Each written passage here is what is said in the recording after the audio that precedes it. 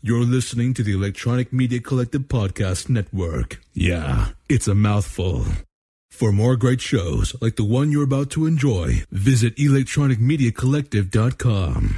And now, our feature presentation. This is Randy, and in the future, we will add an extra month to the year so that people can post on Facebook. It's 13/14/2015. This is Melanie, and in the future, scientists will create a mind interface for humans and animals, which will quickly lose popularity when people find out how their pets really feel about them. And this is Jesse. In the future, ninjas will wear capes, because Batman wears a cape.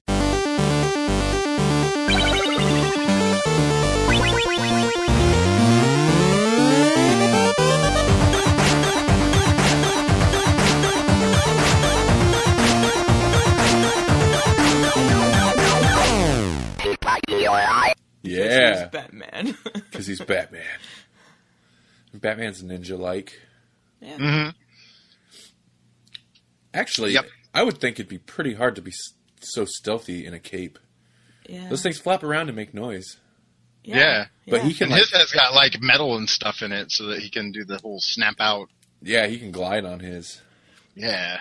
Yeah, but he's probably got some kind of, like, new super materials that aren't available to the general public. Oh, yeah, definitely. That don't flap and just become hard at random times. Yeah, he's got the... I mean, well, We won't mention. We're talking about his cape still. Yeah, we're making sure that it's never weighing him down. Because he's Bruce Wayne. Oh, wow. That was a reach. That one was a stretch. I made him a weigh-in brother in order to make that one. Oh, wow. That comic would be so much different. Oh, totally, yeah. So you just got back from the movies. Mm-hmm, mm-hmm. What did you see? Anything good? We saw The Imitation Game, which is like, it's a drama-e-drama. A drama e-drama? Yeah, it's a drama e-drama, which is not my usual, you know? Mm-hmm. It's in the vein of such dramas as A Beautiful Mind and that kind of thing. Oh, okay. well, Beautiful Mind was pretty good. It was about Alan Turing and breaking the Enigma code machine. Oh. So, It sounds kind of it was interesting. good. It was good. It's Benedict Cumberbatch is kind of your big name, Kate Winslet. Yeah, I got that wrong again. Keira Knightley. They're both beautiful. It's nice to have Holly on the show again. Tell her thanks. Yeah. Yeah. Holly and the Wings for the save.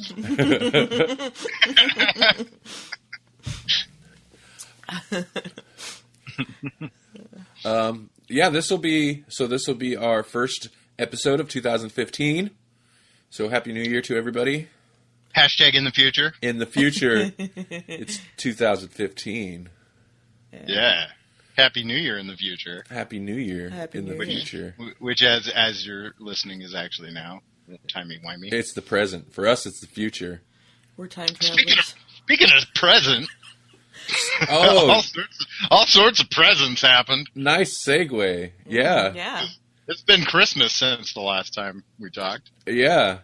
and all the other holidays.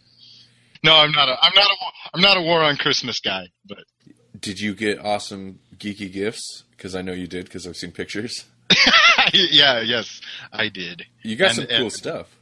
The ones I didn't get from other people, I got because they gave me money to get them, Oh, nice. or gift cards. Yeah. Yeah. I've been on my quest to watch a proper Cyberman story, so I went and got the 10th Planet, which is the first Cyberman story. Yeah.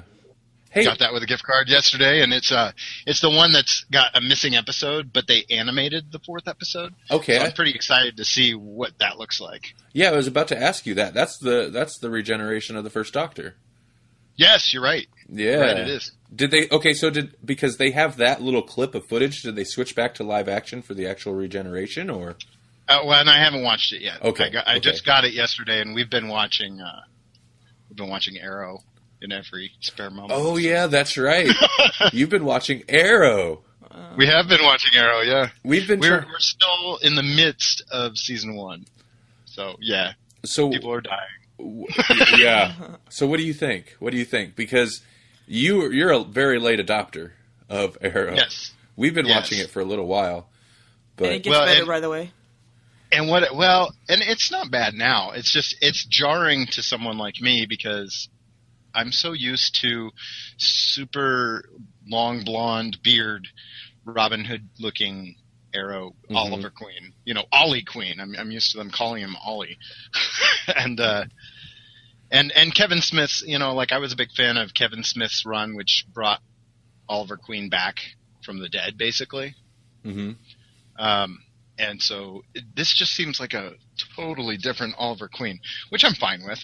It's very Hawkeye from the Avengers, and it's very Batman. It's like, if Star City resembles Gotham City very, very much so in this portrayal, which is fine. Mm-hmm. It's just, yeah. And that's another thing. It's Star City instead of Starling City, but I've been kind of. Oh, that's right. Yeah, they call it Starling City in this show. I think. Well, right. Well, I think they call it. Wait, what is it? It starts off as Starling City. Yeah. At the point in the series that we're in right now, it is Star they're City. trying to switch it to Star City. Spoilers. Oh. Yeah, it's a spoiler. I'm sorry, but who cares? The name of the city is not that big of a deal. Well, I like that nomenclature canon. I kind of like that they did change it for the series because maybe they thought that sounded, I don't know, more realistic. And then they've since are moving towards changing it closer to how it should be in the comic book. I think that's an interesting. Probably because they're doing an expanded universe thing where the Flash comes in and his city is very based on the comic book runs. Yeah. But I've noticed they've mentioned Coast City, and I'm like, ooh, Green Lantern. Yeah. So. Well, we fell off somewhere towards the end of the second season. I think the second season. Are they on the third now or? I couldn't tell. No, I think they're on the fourth. Okay, well, we dropped off somewhere around the last season, and since we've been coming up to that Flash, because I've been loving the Flash, since we're coming up to the crossover, we stopped watching the Flash and are catching back up on Arrow. Yeah. So we do that to ourselves all the time. We're like, now we got to go watch this movie or this show because there's going to be a crossover. Yeah. Yeah, the whole Winter Soldier show. Yep. Yeah. That's another show. Agents of S.H.I.E.L.D. is another show we still need to catch it back up on. We're behind on that. Well, that's because our stupid shows, whatever. What do you call Netflix and Hulu? The things you pay for. Streaming services. Don't want to keep up with the current things for more than 2 weeks, and then we lose them. Oh well, yeah, that's mainly Hulu because they'll have the most recent episodes, but they only hold maybe 6 or 7 episodes at a time, and then the older ones drop off. Oh yeah. That's what we're gonna run into. And then Netflix is always at least one season behind, so you'll hit these dead patches of you can finish the last season on Netflix, but Hulu. There's a blank spot up till episode 5 or something like that. So you'll hit dead spots where it's kind of tricky. Mm-hmm.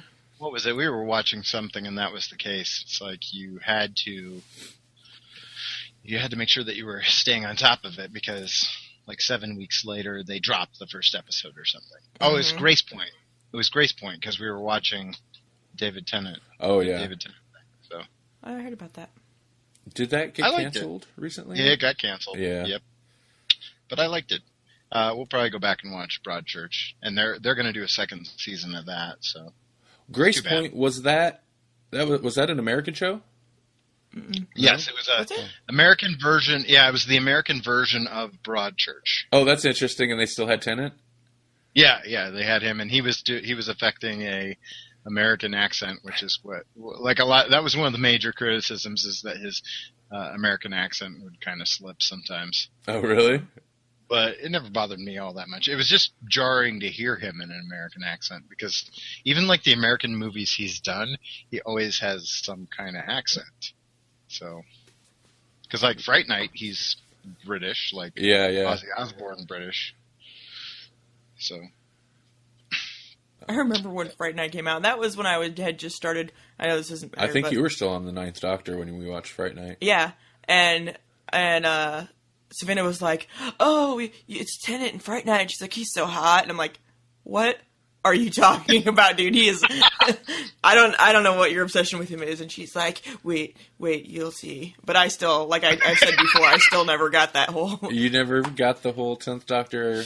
Never did. The sexy 10th Doctor thing. I never did. Oh, I mean, I liked him. He was fun, but you know. Yeah. You're more of a Matt Smith guy, huh? No. I kind of miss Matt Smith. I don't know. I liked his, I loved his quirks as the Doctor.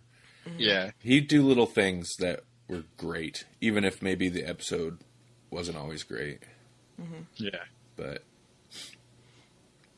that's not to say I don't like Capaldi, because Capaldi has been, in some of the, we've already covered this, but even in the lackluster episodes, he pulls that. So, speaking of the Christmas special, what'd you think of that? I know we're kind of all over the place, but at least it's flowing naturally. Yeah. Yeah. It had Santa Claus in it.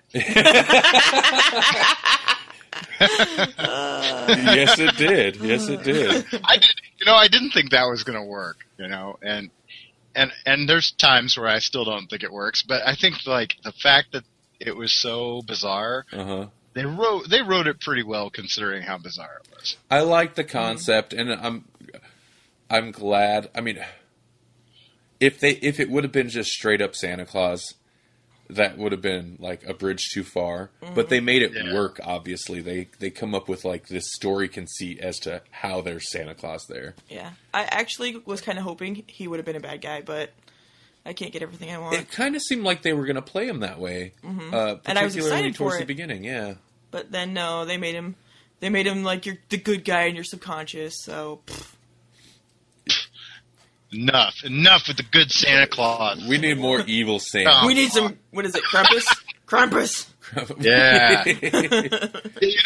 Today so the movie that we went to, we tried to go to the 1:30 show. We got there and it was at Majestic, where they have these small theaters, and so we didn't think to buy our tickets ahead. So we got there. Oh man, that's a Majestic. Yeah, that's the one we always go to. You were not too far from our house. Yeah. Oh, hey. But I'm sorry. Go ahead. No, well, so we wound up having to kill time until the next showing, and even then, like, we bought our tickets right then for the was it 4:30 show, and even then we were like one of the last two seats or something. There was like only 2 seats left after us, so we had to kill time, and like one of the things we were like, well, let's go to Old Chicago for lunch, and then let's go. Then while we're there, we're talking about like what we could do next. So we went to Michael's in search of like material to make like a Krampus puppet. Oh yeah, I remember you guys talking about that when we were there. Yeah, and Holly wants to make a Krampus costume, and so it was like Krampus themed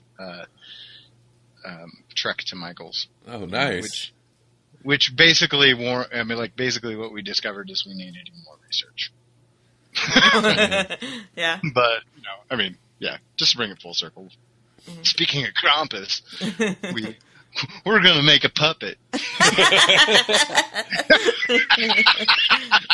That reminds... And that's like the Grawlix podcast. Yep. Have either of you checked out our About page? Because I ended up writing up a brief little bios for each of us. No, I remember you telling me I needed to get on and write a bio, and I basically ignored you, I guess. Well, that's okay. I ended up writing little bios for us, and one of the things I included in Jesse's was that he was a puppet enthusiast. And that just... You are. A little bit. It's kind of bizarre. I'm not going to lie. I just like that turn of phrase, the puppet enthusiast. So that cracked me up a little bit. Yep. That's fair. I'll own that. Not to sidetrack us again too much, but so you guys went to the Majestic. That's the theater we usually go to anymore. Oh yeah. Always get the tickets online in advance. Yeah, because it's hard. Like it's hard to get 2 seats together after a certain period of time. Even I mean, if it's a new release and it's good, you can't get it that day. It's not going to happen. Yeah, we've kind of been bit by that too, but that made me think and it kind of amuses me that you guys had the same problem because that's definitely. So if you really want to see it that day, you want to sit together, you either end up going to a 3D or a bistro showing. Mm-hmm. Oh yeah, well and if we would have went to probably AMC, we would have probably been fine because they had the same times and everything, but it was clear across town, and so it's like we can't get there in time. We're not that early. Majestic though. No, it was a cool little experience.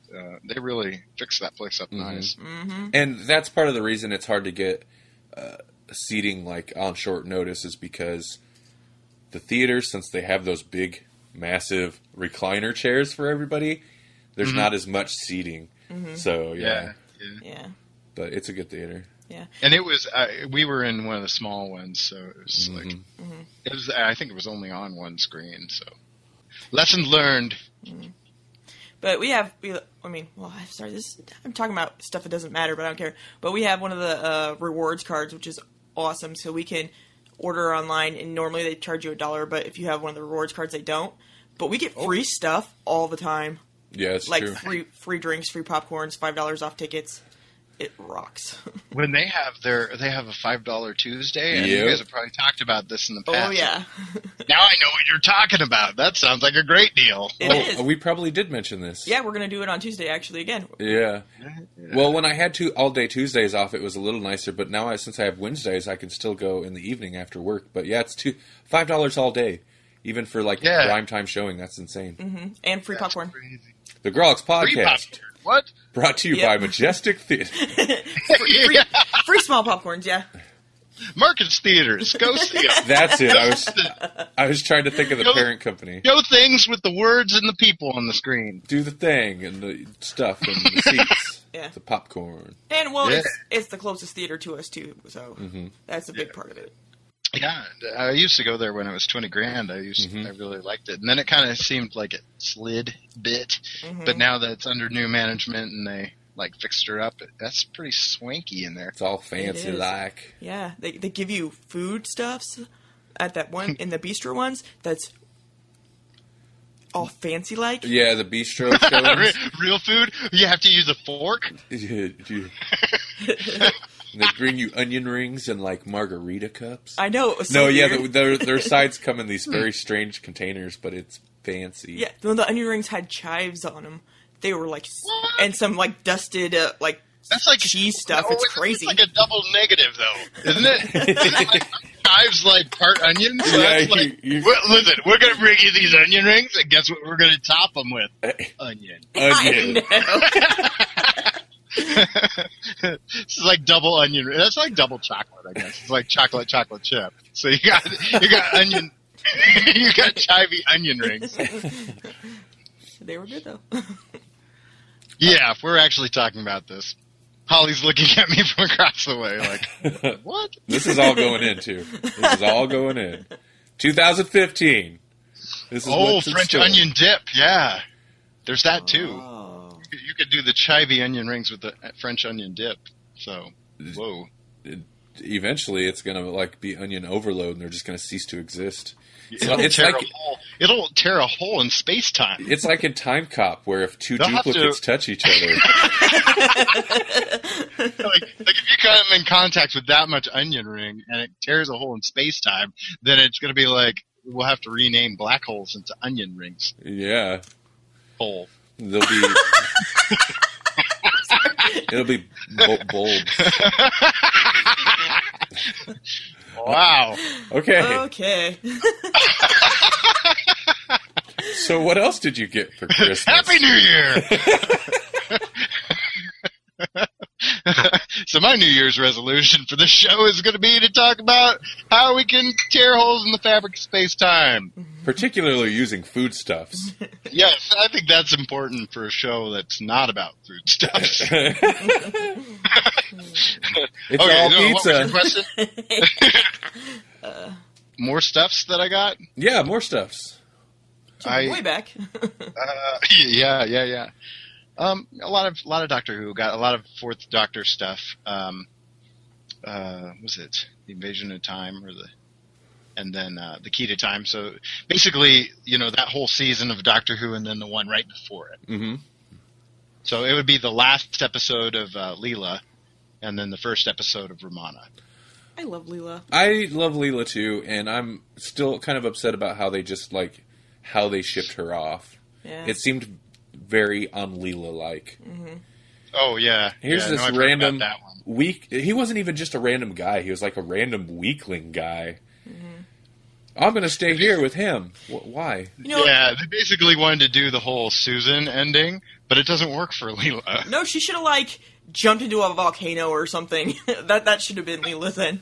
On the bright side of things, though, because they ended it that way, Leela becomes a big deal in, the Gallifrey series that they do with Big Finish. Oh, really? Which is pretty awesome. That is awesome. Yeah. More Leela.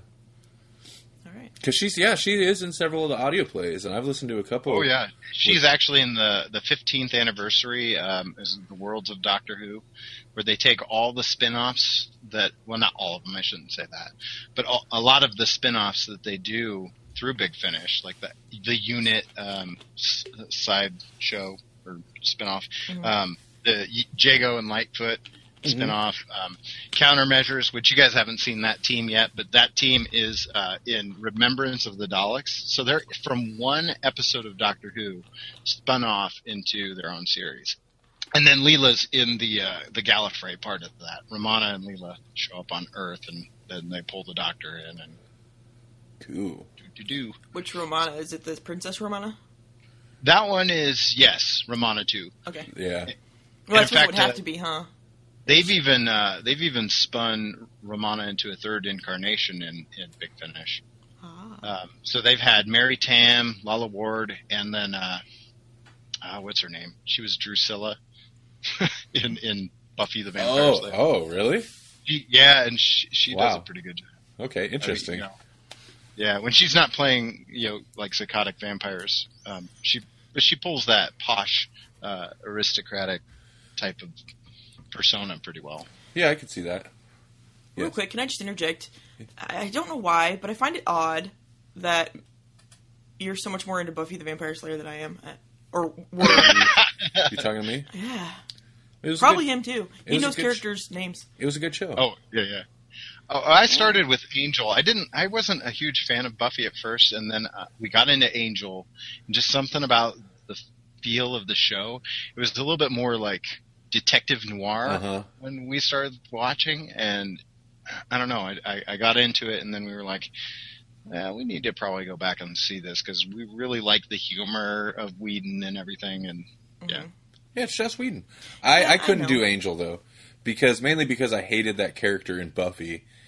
I hated him so much that they spun him off into Angel, and I was like, what? And it was Angel and what's her name? Oh, what was her name in the show? Cordy. Cordy was... Yeah. And I was like... Yeah, the first couple seasons are kind of rough, but they get their own feel to the show, and they get their own characters that aren't always Buffy related. Yeah. And that's when I start liking it. About the end, mid season 2 or beginning of season 3 is when I really start to dig in. Mm-hmm. Lauren was one of my favorite characters. The green karaoke bar owning demon, empath demon. He was awesome. I even fell off of Buffy after a while though too. Towards the end. Oh well, yeah, Buffy got real weird at the end. Yeah, when Willow turned into a lesbian, I was kind of done with it by then. But why? Yeah. Not because she became a lesbian. Although I did have a kind of a crush on Seth Green, but yeah. Yeah. It's the only redhead I'll ever admit that I'm attracted to. Oh, God. Sorry. Oh, wait, are you a redhead? we have a ginger on the Voice-a-tron. But he's like strawberry blonde. It's not the same. Well, there's your lesbian and redhead hate for the episode. I don't hate lesbians. Okay, to be fair, the Buffy the Vampire Slayer at that point in time, just like unrelated to that though. Everything kind of got niche-y. Like Well- okay, what can we throw in there now? Like now we're gonna have the episode where everything's a musical. Now we're gonna have the episode where that's around that time when everything started to be real. I don't know.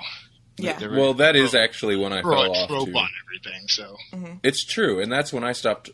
Like, they left high school, and That after always that, really I shows. just I don't know. It was too big of a change, I guess. And real quick, I'm sorry, I'm interrupting again, but that's where that chick came from that we were watching on the tabletop episode earlier. From You're Gloom. right. She was the girl that Willow dated. That you're right. I was trying to figure out where I've seen her. Yeah. It was Buffy. Yeah. Wow, what a big circle of life. Which Wow. episode was The Gloom one. in Gloom? That's right. Okay. There we go. And she did really well on that one too. Mm-hmm. Okay, sorry. That was it. and that all has to do with Christmas. Yeah. And Yeah. Happy New Year. I asked for Gloom for Christmas. I didn't get it though. No. Well, I got you the first expansion of Cards Against Humanity. Yeah, and you got me the Death comic. That's great. Oh yeah, Death: The High Cost of Living. Yeah, Neil Gaiman. awesome. It's supposed to be good. I've never read it. It will be good. It's Gaiman, first of all, so it's going to be good. And it's kind of a Sandman tie-in type. Yeah, it's a sister, and she's one of the cooler characters. Yeah.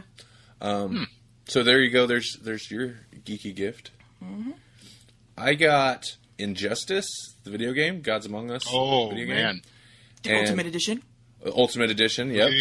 So all the characters are already unlocked and everything. Then? Exactly, and all the Sweet. characters and the skins, and I like that comic book based video games now. It seems like the creators actually come at it with a lot of knowledge, and they'll throw in even just some of the skins. Like there's Red Superman, the Red Sun Superman skin, and Red Sun Batman skin, and Oh wow! New 52 costumes, and Flashpoint costumes, and older costumes. There's just a lot of Oh, cool. so do they have like red and blue Superman costumes then, or? Cyborg Superman costume, Oh, sweet. and I played through the story mode, which essentially boiled down to almost a 2-hour long CGI movie where anytime there's a confrontation, then you fight, because it's like Mortal Kombat style 1-on-1. So it's a whole bunch of cutscenes, and then you fight characters. But it was pretty good. I mean, I wouldn't say it's like the best animated DC type story, but it's a good kind of Infinite Earth style alternate universe story. So there was a lot of fun there. At one point, you have two versions of Batman fighting against Bane, just stuff like that. It was like, yeah, just cool moments. So, so it's a fun game, but I like the attention to comic book detail and little nods that they'll throw in these games now. It's like the Batman Arkham games always have a lot of they're kind of building their own universe in this Batman Arkham universe, but at the same time there's a lot of nods to different comic book stuff. Right. But yeah, it's good. It's a lot of fun. Well, what else did you get for Christmas from me, Randy? I also got, and this ties into my New Year's resolution. My New Year's resolution is I'm going to play some D&D. Yeah. Oh yeah! I got a that's D&D great. starter set. You're welcome.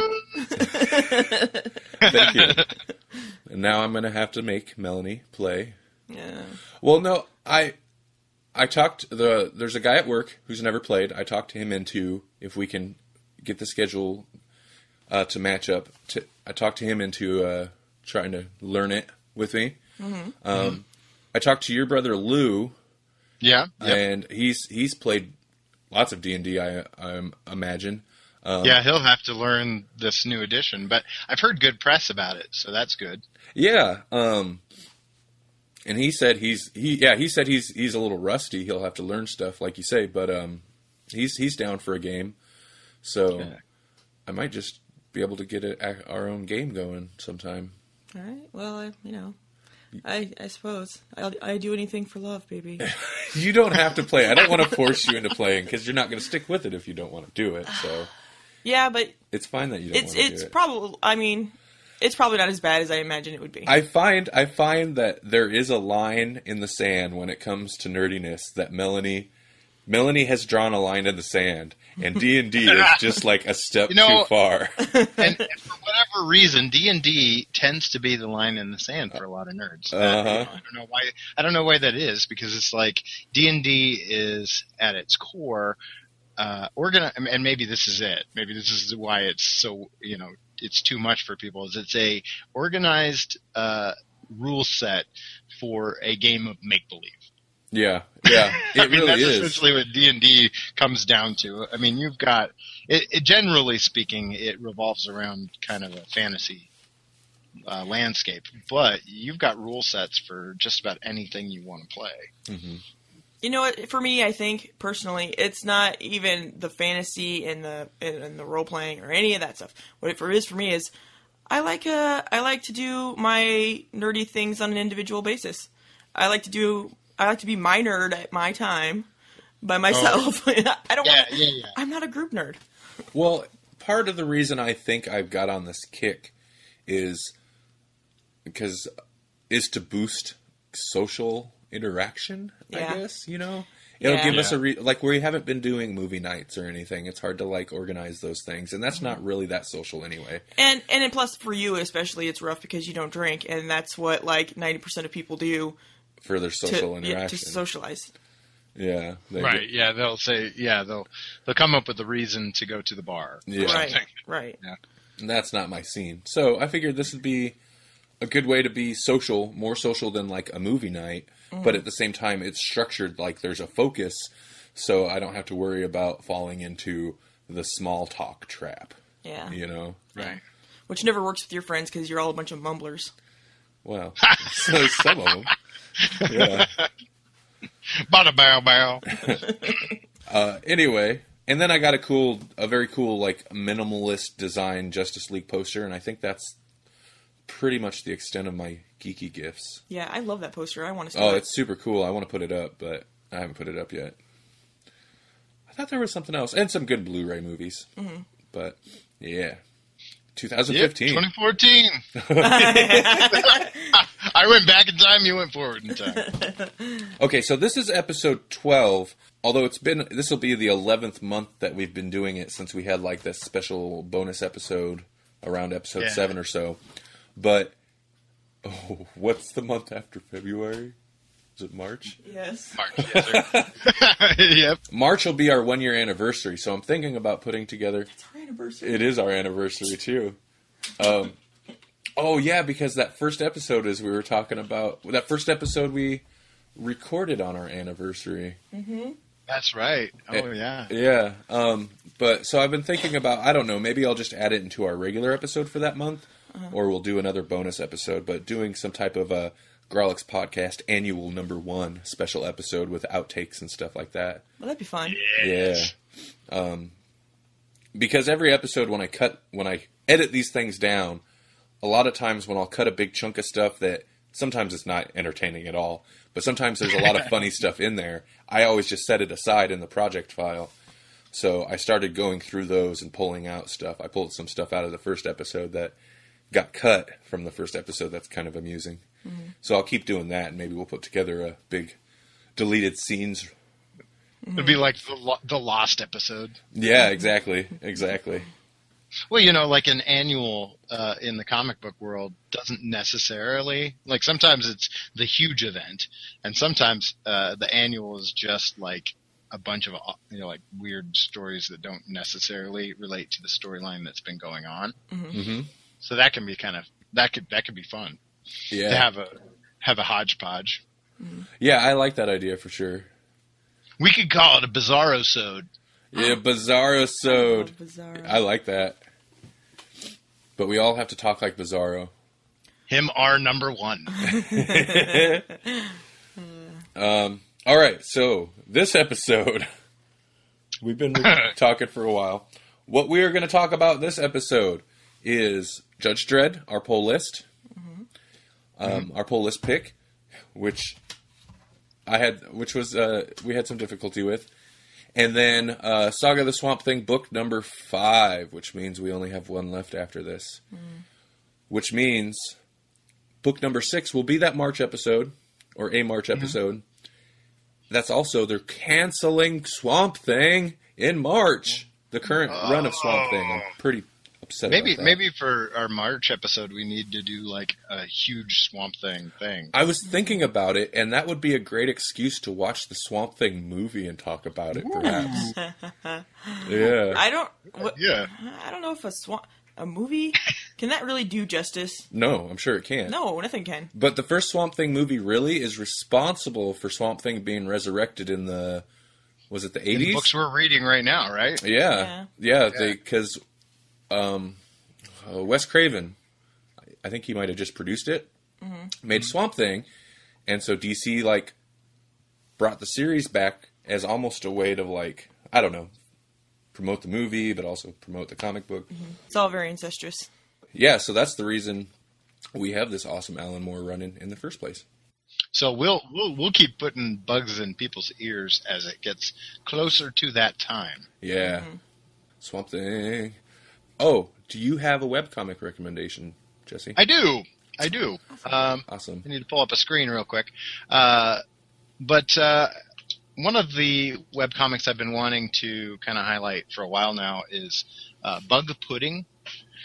And Bug Pudding is a strip done by J.P. Keslinski, and he does it with his oldest daughter, Sarah Keslinski Bernstein.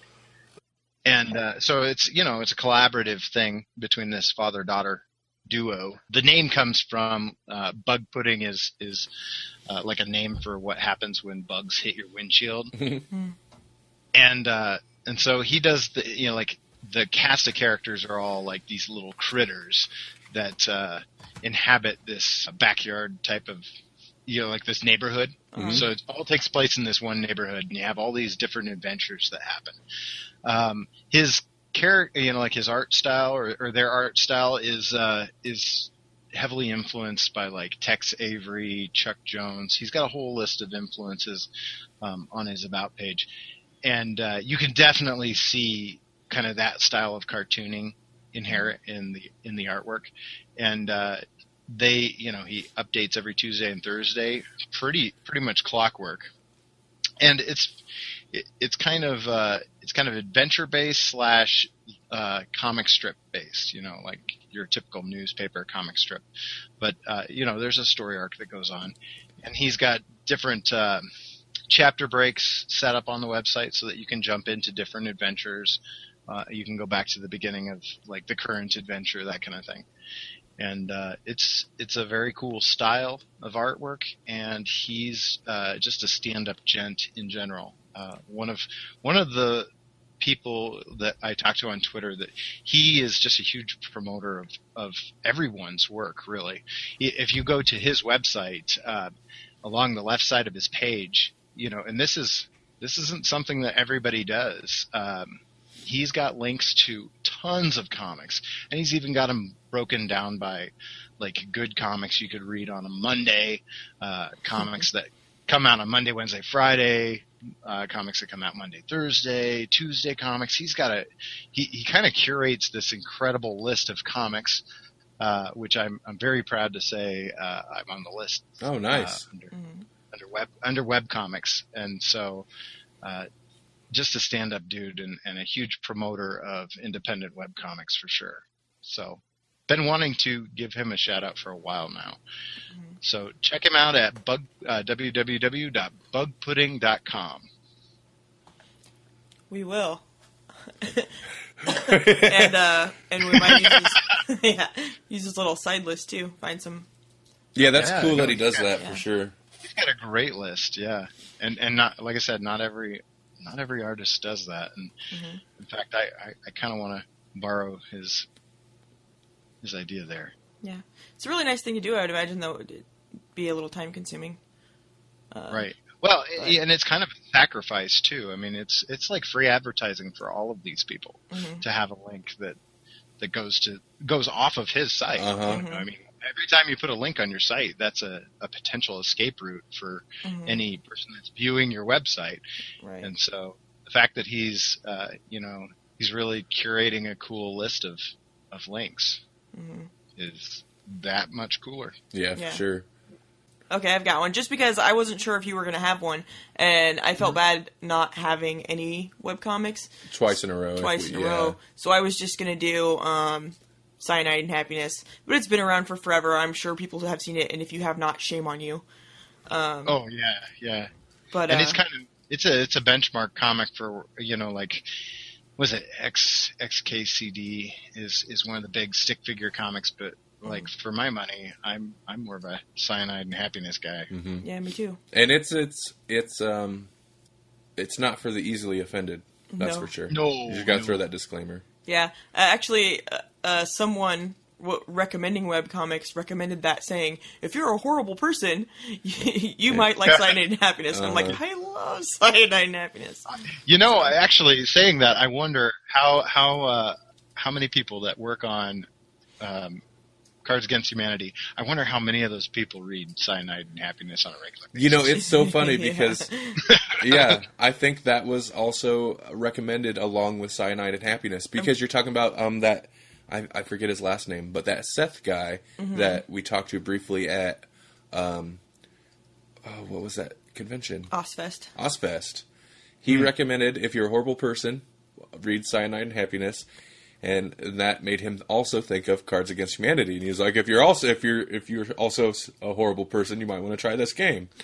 And we're like, I like them both. They kind of do go hand in hand because they're the same type of humor through on PC shock value type stuff. Sure, yeah. Well, kind of. I mean, a lot of times Cyanide and Happiness, though, is just like weird, like strange, random weirdness. And they've been doing shorts on YouTube for a while, but they've actually like formed them into like a show, and the show consists of random nonsense scenes. It's almost like a skit show, but they've actually put together they're like episodes, and they're about 11 to 15 minutes long episodes of animated Cyanide and Happiness shows.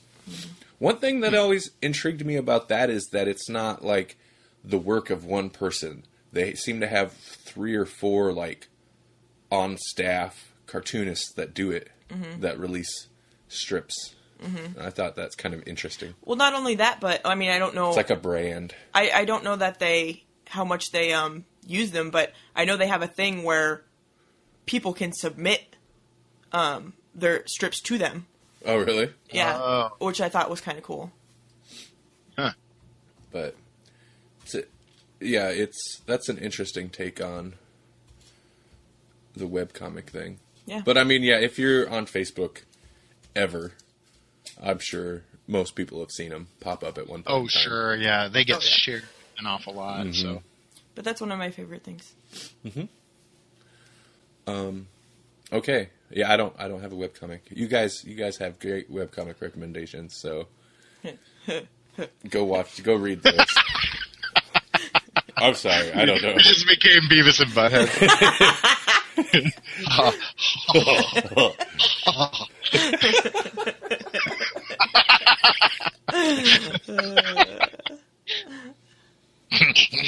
Yeah. That was a horrible Beavis. Oh, man. Oh, that was something entirely different, but also disturbing. Okay, poll list pick. Do we want to do this? Do we want to do poll list? Yeah, do it. Okay. Actually, I don't even remember anymore. I need to get back on the website myself and check it out. I don't even know what we have as options for the poll list anymore. It's getting to be like a sweeping grouping of choices now. There's like 2 or 3 of them that seem to get all the votes, though. Yeah. And then we get like one here and one there that has 1 vote. I almost think we need to maybe trim it down. Because, I mean, not cut off, because several of them have at least received 1 vote, not cut those out. Oh, cut any that haven't received a vote at all. Do we have any that are 0 votes? Yeah, just to trim it down, maybe it'll be less intimidating. People might be more inclined to throw their vote in. Yeah. Although more often than not, it seems like when we get a new vote, it's somebody suggesting another book for it, which is fine. Oh, yeah, something totally new, yeah. So, which is fine, and I don't really want to trim those off. I want to keep those there, but yeah, I could probably trim that list down a little bit, take some of them off. Yeah, we never really thought about that. We have this potential for an unlimited list of one vote. Yeah. It's true. There's probably there's probably 10 on there that have one vote each. So, maybe at some point we'll have to put a limit, and when one drops off the list, then it's open. I don't even know if that's a possibility. No, that's possible, because I could just, when people add new ones, I could create a list, and when they suggest a new one, I'll add that to the list, so then when we knock one off that we read, the next one that was suggested could go on the list or something. Yeah. So yeah, that's possible. Okay. But one did have 2 votes, and one had 3 votes, so we have a winner. Oh. What? And I think you're excited about this, although I think it'll be something that Melanie's already read, and I've read at least most of, but we can reread it. Saga. Oh, yeah. Okay. Saga is awesome. Yeah. Have you ever read any Saga, Jesse? Actually, I have a Saga trade that I have not read. So, Ooh, do you know which one? If we start at the beginning, then I'll be good. That was my suggestion, because we we have that here as well. We have a Volume 1. Somewhere excellent. around here. So yeah, okay. So we'll read Saga Volume 1. I'm not sure what issues that covers, but it's the beginning of Saga. Okay. Excellent. Actually, I think I'll reread anyway, because it's been a while. Yeah, I don't think I finished it, but either way, yeah, it's been a while since I read some of it. So what is the synopsis of it? I don't remember. I remember it being highly recommended, and then I was like, "Well, I'll check this out," and then I never actually. Yeah, it's been one of the very popular Image books, and it's won. Great. Seems like it wins some type of award every year. Great story, great art. I love it. But I'm currently still reading it, so you know the ongoing whatever. But there's 2 species, I guess, that have been at war for a really long time, and one of the soldiers from these 2 different groups meet up and fall in love and have a baby. It's a little bit of a Romeo and Juliet type thing, huh? Well, no, not really. It's not quite like that. And then they're being chased and on the run because they represent, like a unity of these people that neither side really wants. So they've got these two groups and then some others that are involved also, chasing them down, trying to capture or possibly kill them. And then there's bounty hunters and other things involved. And it's just lots of fun, interesting It's things. kind of a really unique universe. It's like a science fiction universe meshed with like strange fantasy elements. And like there's a lot of like royalty, there's a royal family and all this, but at the same time there's a guy who has a TV for a head. He's one of the royal family. Yeah, I know. But just the idea of like... He's Prince Robot the Fourth. Yeah, see, just like these kind of crazy fantasy ideas meshed with sci-fi. Pretty unique, but yeah, that one I think will be a good read for sure. So that's what we'll read next month. Awesome, I'm all excited for it. I thought you would be. This month, however, we read some Judge Dredd. Which was no small feat on its own. Specifically, but not specifically, 2000 AD old school era Judge Dredd, which does not narrow it down at all. Not at all. It's like if we would have put Spider-Man on the full list and said, "Oh, we're going to read Spider-Man." We're going to Spider-Man. It's like, oh, yeah, that's an entire era of this character. But not limited at all. Yeah, exactly. So we didn't know what exactly to read. So I looked up what people would suggest for new readers of old school Judge Dredd. And the book that they recommended, a lot of people seem to recommend, was Judge Dredd Case Files Volume 5, which was like a 500-page book. And this is like 2.5 weeks ago maybe, and I was like, oh, okay, I don't want to dunk in the Wonder Dog us again.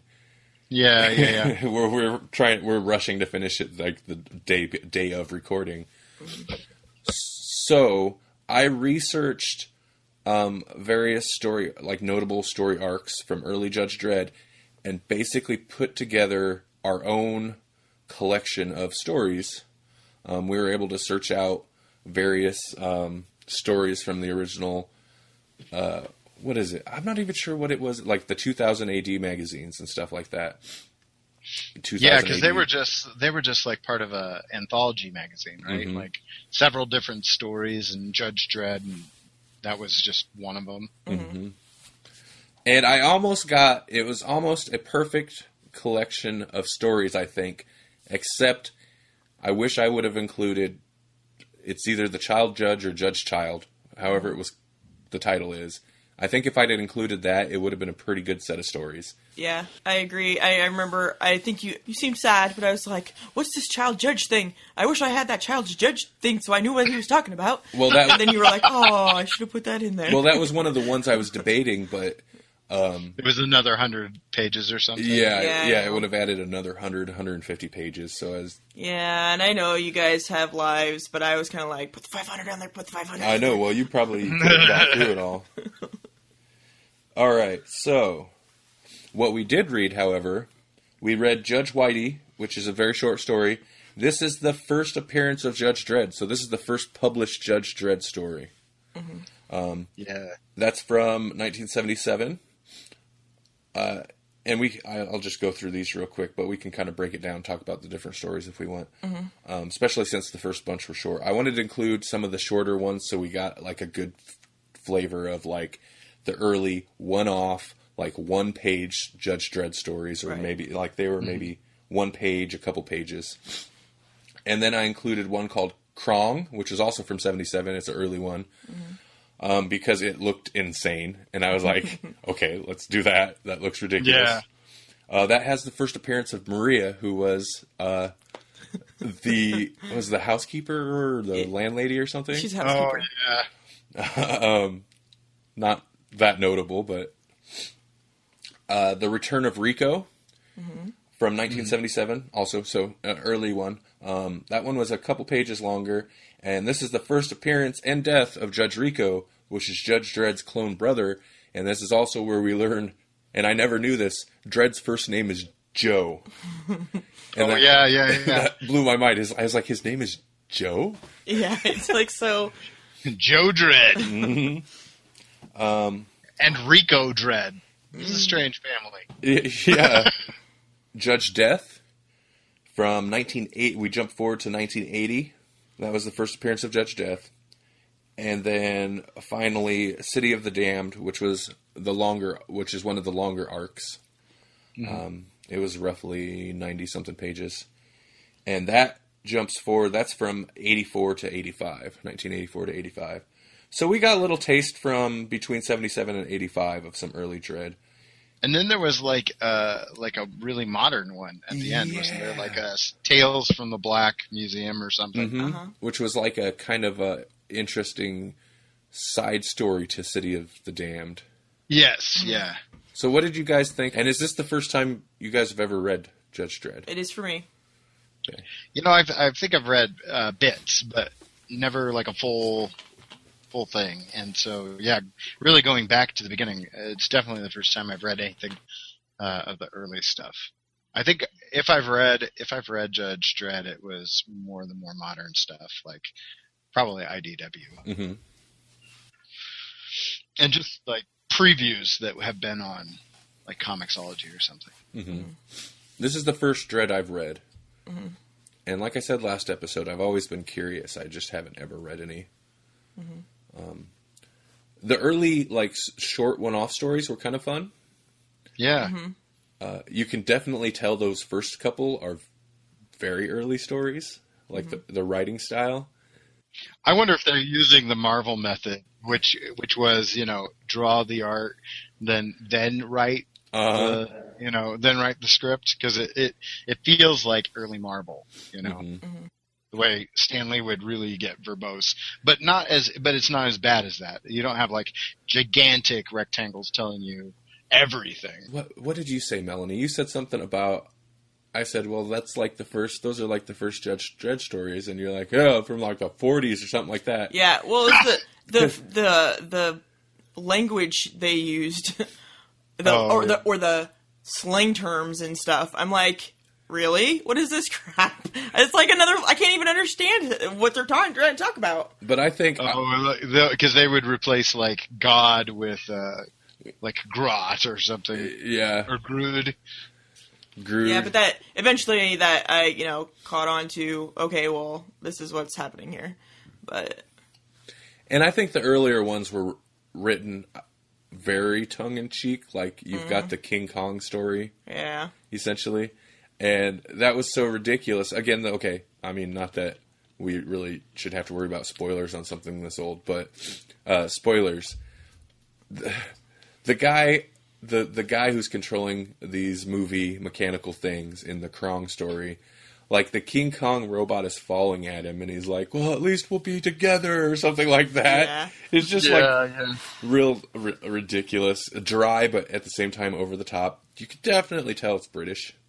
Well, even in like the cover of that story, it's Dredd like like judging the robot. Yeah, you don't know at that point it's a robot yet, but yeah. Yeah, like, you're going to get 40 years for smashing biplanes. Yep, exactly. Yeah, so that was kind of fun. Worst gorilla ever. The first story was fun. It was just very, here's Judge Dredd, and here's this, and these criminals, and the criminals are ridiculous. Judge Dredd's the worst of them, or the baddest one. We got to kill him. Yeah, the criminals were like 80s criminals, where they're like just so. They're thugs. They're like nothing thugs, and they're like, hey, look, I've got a helmet on. Yeah. I'm Judge Whitey. Oh. Yep, exactly. I did like that, the white Judge Whitey. Mm-hmm. I liked, and this carried through all of them. I like the art style quite a bit. The 70s ones, you can definitely tell had that 70s flair. And then the 80s ones, you could kind of tell had the 80s flair, mainly because of how Anderson looked. Yeah. She had the 80s hair. But I really like the look of... I like the setting a lot, the mega city setting. Mm-hmm. It seems like the artists a lot of times had fun going wild with these crazy buildings and like the bridges and overpasses over overpasses, and I really like the look of the world, and the art was usually pretty detailed. There's just a lot of stuff they've got scribbled in there. I love the faces. Really, it's just his mouth, but the mouths that he makes when he's like surprised or he's got, like, his lip is so upturned. His owl, it's like Muppet lip almost. It's like, I wonder how much Jim Henson like Judge Dredd. Yeah. Like, ooh, that's like Sam Eagle's lip. Well, it made me think of one of the things that cracked me up about that more recent Dredd movie. I can't remember the guy, Keith Urban or something. Keith something that played Dredd. He always had his mouth downturned like that, like to an extreme. And it's a little goofy, but at the same time, like, I enjoyed it during the movie. But then reading these, especially when you get like a profile shot of Dredd, like, it's to a T because he's always got his mouth like that. Yeah, that's funny. It's like even going back to the Stallone movie, it's like, okay, I kind of get why they cast him in the first. I mean, it's like it's not a good story, but it was probably a pretty spot on casting because Stallone has that crazy Dredd lip. It's like duck face, only it's Dredd lip. The Dredd lip. That's gonna catch on. Yeah, we need to do. We're gonna start a whole thing where people hashtag Dreadlip and do selfies with Dreadlip. Yeah, the duck do face it. is Do it. Duck Listeners, face is gone. All two of you. All two of you. Send us your selfies with a dreadlip hashtag. Hashtag dreadlip. Yeah, that's great. I love it. Do it. This is a thing now. The dread lip. We're making history in 2015. Yeah. Trendsetters from the past. From the 70s. What else? Oh, the writing got pretty serious pretty quick. I mean, there was always, I think, humor through all of it. But it was interesting going from those earlier, super early ones to not even that much further later when you've got like the Judge Dredd death story or even the Rico story where you get kind of a more serious, a little bit longer committed story. You know, not knowing anything really about Judge Dredd other than I did watch the movies, but I was kind of surprised that they had so much like alien and supernatural things going on in the stories. That's one thing I liked, and it wasn't all that apparent to me till reading that last story, was that they seemed to pretty much be able to do whatever they wanted. It's science fiction, obviously, but there's aliens, there's ghost type creatures, like vampires. Time travel. I wasn't ready for any of that. I was like, what? Yeah, time travel. Giant robot monkey and everything you could ever want. I liked how gonzo it was, where they would just like throw like any idea they wanted in there and run with it, and that's part of what I think made it so fun. Yeah. We should search and see if they have a robot space pirates, because robot space pirates, the ultimate. Another story I almost cut out was a big thing to do with robots, actually. So there's a big story, like one of the first long storylines where. Involved robots and robot servants, and a robot uprising or something in the city. Also sounds pretty cool. Yeah, I really like these stories. I thought it was cool, and I definitely. And Dredd is like, he's got the one-liners that belong in like an Expendables movie. Yeah. You posted one on Twitter, I think. That was epic, and I was like, oh my god, I need to get caught up.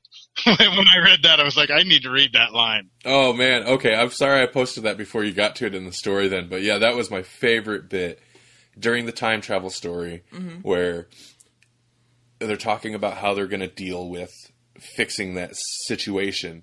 And Anderson's like, it's already happened. We've been there. We've seen it. It's happened.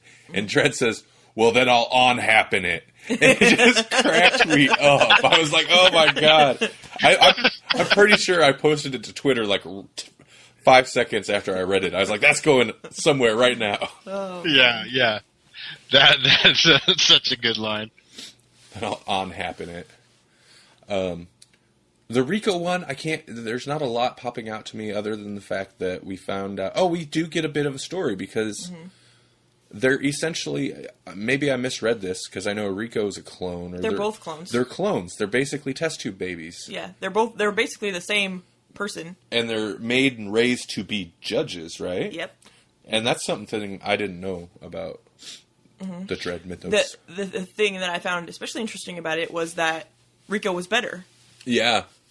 Rico was a better judge. Yeah. So Judge Dredd, who's the big bad guy, was, not as in a bad guy, but, he's the big tough guy, yeah. The big top judge was actually the lesser of the two until Rico went bad, so. And it's kind of interesting how they handled that whole Rico thing where it's like that synopsis said, it's his origin and death story in one. Yeah. Do they bring him back though? I mean, like, because they bring back like Anderson, because spoilers, something happens to Anderson. Because like when you posted that, I had just gotten done with the Judge death stuff, and I was like, wait, Anderson comes back? Well, clearly she comes back. Yeah, that's another gap. I'm not sure how she comes back because that was something I was wondering. I'm like, okay, is there an issue that we don't have where she comes back, or is it just like they completely overlooked that? Because I know there's certain things where, they're independent. I mean, it's all together, but they're independent of each other. So if somebody dies, well, they died in that issue, but that issue's a different issue, and they're alive in the next, Yeah, I don't necessarily... Kind of like how anime works, where they reboot a series, and it has nothing to do with the previous incarnations. But no, I think we just missed wherever they brought her back, because in the last story that we read, she mentions Judge Death again, but she mentions Judge Death and his like cronies or whatever. So that would make me believe that. So he must come back a few times too. And that's why she was essentially put out of commission, was because Judge Death was inside her, so they locked them in that cube. Yeah. I thought that was a cool end to a story too. It totally made me think of Star Wars. Yeah, kind of. Oh, Carbonite, yeah. Where they had the DJ with the crazy the eyeballs. Yeah. Yeah. And he looks like I don't know, like a 19. He's got the 50s pale blue cornflower suit on. I'm like, this is a DJ from the future. Yeah. Yeah, it looks like he should be spinning big bopper hits and stuff. Yeah. Yeah, that Judge Death story was pretty wild because, you've got out of nowhere this kind of ghost demon type creature. But he was, he's an alien though, isn't he? Yeah, I think he was basically from like another plane where they decided that being alive was a crime. So he was coming to judge everybody who was alive by reaching inside of them. And so you think he was from another like dimension? Or just from... Yeah, he flat out says it, doesn't he? I think he was from like another dimension. Okay. Yeah. Okay, I think so. And I liked that his outfit was like, instead of the eagle shoulder pad, it was like a bat, and the one side was like bones and stuff, so it was really like a twisted version of their costume. Yeah. Also, I wonder how many artists that have had to draw Judge Dredd cussed whoever came up with the original design, because their costumes, the judge costumes, are so detailed. I bet that becomes a pain sometimes. Yeah. Because they've got... Oh, yeah. They each have the badge with their name on it, and they've got the shoulder pads that are both different and have like the eagle and the little designs. I did a Judge Dredd card, and yeah, talking about the environment and that uniform, it's ridiculous. It's like they put so much detail into Mega City that it's like when you get down into those sub levels, the grime that they put on everything, the textures, it's really detailed. So doing anything with it takes a massive amount of time. I was super impressed with the level of detail in all the stories. The art was pretty consistent throughout the 10 years that we pulled stories from. Yeah, really. Even though some of them were in color and some of them weren't. It all works. Well, and some of the stuff we read, some of the stuff was color reprints, but most of it was where they'd have a couple color pages and then black and white pages. I thought that. I mean, I get you were saying it was from a magazine, so it doesn't work that way. But in my brain, when I was reading them, I thought that must have been like the cover was in color, and then the rest of it was black and white. Yeah, that's kind of how it seemed for the City of the Damned stuff, because every new you could tell chapter or whatever from the next issue, the first page or couple pages would be in color, and then it would go to black and white. Yeah, and honestly, it looked good in both, because sometimes. Well, I think most of the artwork was made to be in black and white, but I find sometimes black and white stuff with that's supposed to be colored and isn't kind of gets murky. But I didn't find it it didn't seem muddy at all. I don't know if that makes sense. Yeah, and when you're drawing specifically for that style, I think you get really good at figuring out how to do so. To keep the contrast up and without. Use the contrast a lot more. I'm looking at that page where they describe what's going on, and he's from another dimension, Judge Death, and I'm looking at that page where he possesses Anderson, or Anderson reaches out to him, and then she's basically the mouthpiece of Death, and it zooms in on just her teeth. Oh yeah, and it's like, oh yeah, that's a good way to to handle that pseudo possession, because his teeth are so prominent in his character design.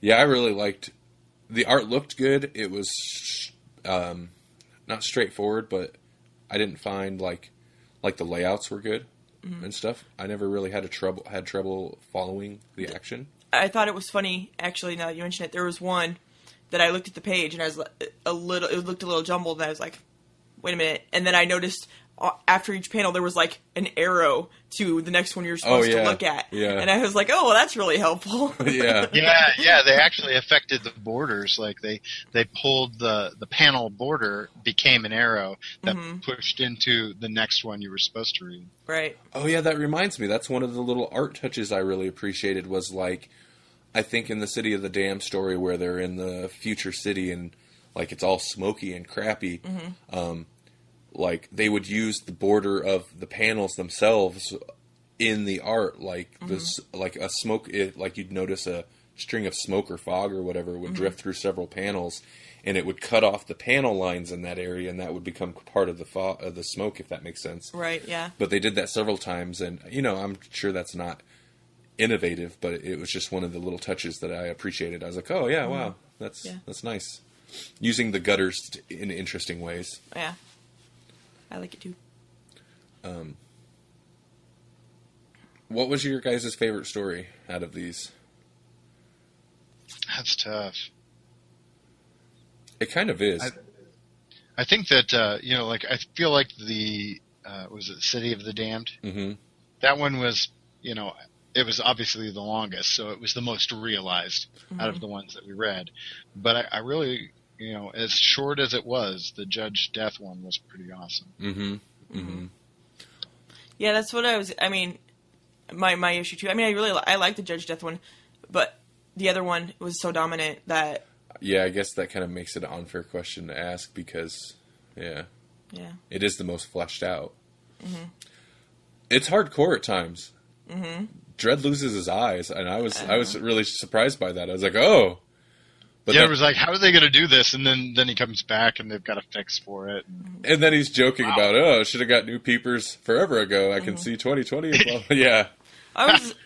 Even when it happened, I was figuring as long as they got back, there'd be some way to fix that. It's future. Come on. It's future time. Yeah. But that was pretty interesting. I mean, they're in the middle of this, like, pretty hardcore situation as it is. And he gets his eyes gouged out and has to go the rest of, like, they haven't even got to the big bad guy yet. And he's lost his eyes.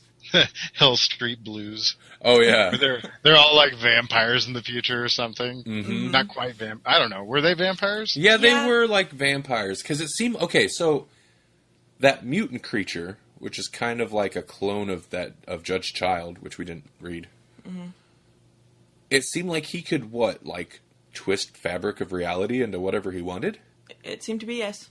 So, yeah, I think he just straight up made them vampire creatures. They were blue vampires. All the judges. So is I Am Legend in the future with a mutant clone of a Judge Child? Yeah. And there's random acid pools around the city. And there were other weird creatures running about, too. Oh, that's true, yeah. It was actually Scarrow. Yep. They went to Scarrow with vampires. Vampire Scarrow. Vampire Scarrow. They just haven't gotten the little machines yet to drive them around in. The Khaleds hadn't made the Daleks yet. That's right. The only criticism I can give is they do the thing where they have a bad guy who's like super powerful, and then the only reason he loses is because he doesn't act. You know what I mean?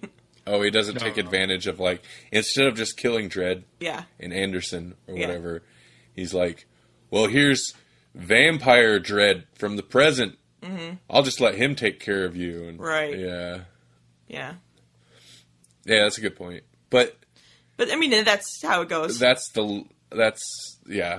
when you've written a character so powerful that you need a way around, you need to figure out how can we defeat this guy. Right. Well, Yeah. Yeah.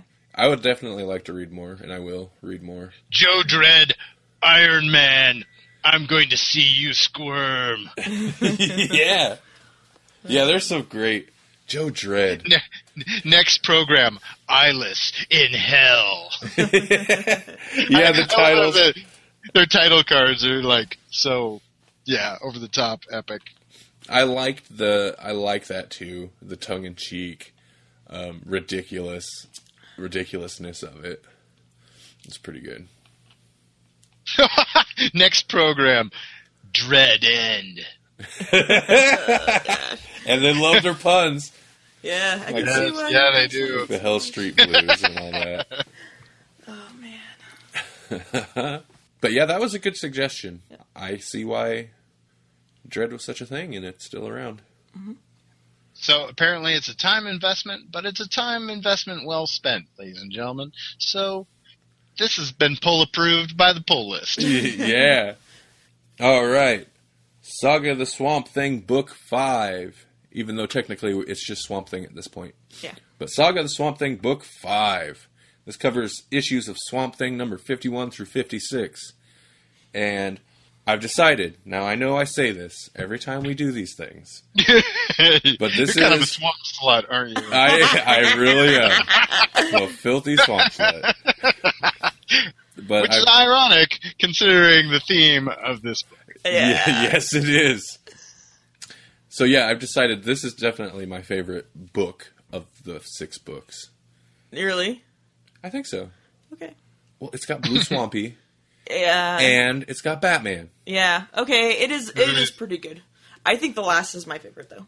The last book? Yes. Oh. Jesse hasn't even got there yet. No. He doesn't even know the insanity. Nope. That lives. It's on its way. It's Oh, Amazon Prime. you ordered it? Yeah. Oh, yeah, man. So it'll be coming. I've got quite the library of them coming. So Wow. or established. So it's like, I might as well get the next one too. All right. Well, this is So that's some of my Christmas money at work right there. this is the last one. Book 6 is the last one that you'll have to get for us anyway. So Right. and yeah, I kind of want to. I was about to start talking about stuff that happens in Book 6, but I won't. Well, don't. We're saving that. Save the best for last. We're gonna have to make good on our promise almost a year ago that when we told Jesse, well, since we've committed this like year-long swamp studies segment, that when this is over, we'll have to come up with a new segment, but we'll let Jesse pick it out so that because we pretty much made him read and essentially at this point buy all the books. Yeah. So Oh boy, I'll have to find. Yeah, I don't know. so Jesse gets to tell us what to read next. Ooh. I'll try to do us proud. We'll take it as it goes. Let's see. Saga of the Swamp Thing, Book 5. Okay. I did do summaries. Some of them they're not as long as usual, and I meant not to make them long, but I'll try to blow through these pretty quick. And again, as always, we are spoiling the crap out of all these books. So if you haven't read these books from, 30 years ago, you should get on it. Should. You're running a little behind. Running a little behind. Catch up. Although, to be fair, what part of the thing that got me into Swamp Thing was Kevin Smith straight up read several of these issues that we're going to be talking about today, spoiling them all, of course, on one of his podcasts. Mm-hmm. He read this whole like Gotham storyline, but it was great. So that was part of the reason I was like, oh, okay, yeah, let's check this out. So spoiling is not necessarily bad. It's the journey, not the, I don't know, what's the saying? I don't know. It's the journey, not the end. I don't know. Destination. Yes. Oh yeah. Swamp Thing number 51. Swamp Thing is on his way back from the ultimate battle of light versus dark. Meanwhile, Abby is being put through the court system for her crimes against nature because of her relationship with Swampy. We've seen little bits of that being set up in the last book, I believe, where that skeezy what's guy happening at home while he's off saving the universe or being president. So Abby skips out on her bail and takes off to a random large city. She is mistakenly arrested as a prostitute when she gets to this city and finds herself right back in custody, this time in Gotham. Ooh. Swamp Thing returns to the swamp, unaware of all this, until now. And he is angry. Mm-hmm. So that's what happens in 51. When he kind of parts ways with everybody from that last, like Dead Man and the Stranger, and he gets back to the swamp, and he kind of parts ways with John Constantine, and which was a fun exchange. Constantine does that really lame joke. I actually read this. I reread this just like a couple days ago. Constantine does that lame joke of what do you say? How do you stump a vegetable or something? How do you baffle a vegetable? Yeah, and then he just leaves. Like, I don't know. How do you baffle a vegetable? And Yeah. It's gone. Yeah. I also liked, speaking of the vegetable thing, when Abby was in jail Talking to the lady who had been arrested for having fish sticks down her top. I don't know how that works, but she's like, what are you in jail for? And she's like, hugging vegetables. Yep. Yeah. Man, they make Bullock, like, disgusting. Yeah, they do. Alan Moore, like, plays up the gross factor on Bullock. And he's sloppily munching a hot dog in every panel that he's in. Every panel up till like towards later when it would be inappropriate in that one set scene. But yeah, he's always eating the whole time. Mm-hmm. He's just got a big nasty face and number 52, Swampy rages through the green all the way to Gotham. He interrupts Abby's court hearing and demands she be allowed to go free, or he will overtake the city with the green. So the overgrowth begins, and nudists. and nudists. He even he comes in contact with the Floronic Man. Mm-hmm.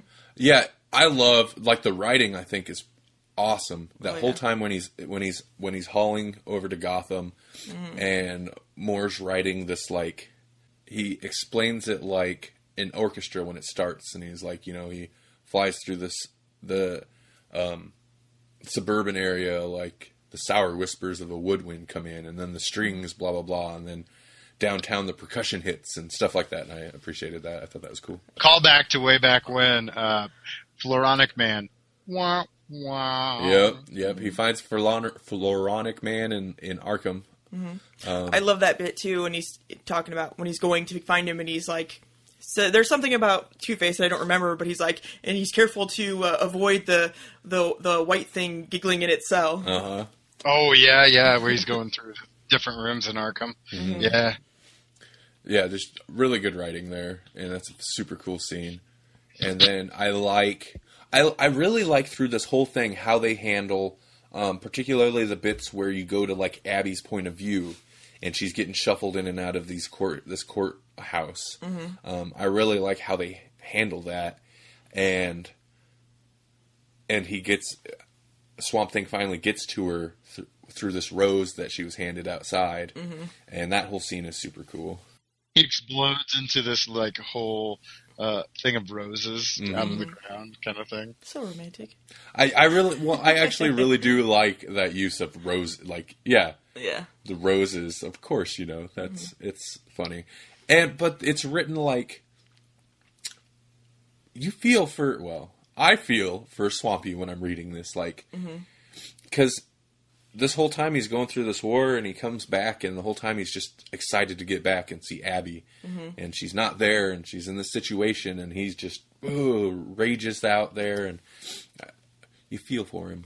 I feel for him, but more so, I feel for her. Yeah. How many times reading this, not just this book, but this series, have I been like, poor Abby? She gets the raw deal over and nonstop. over and over.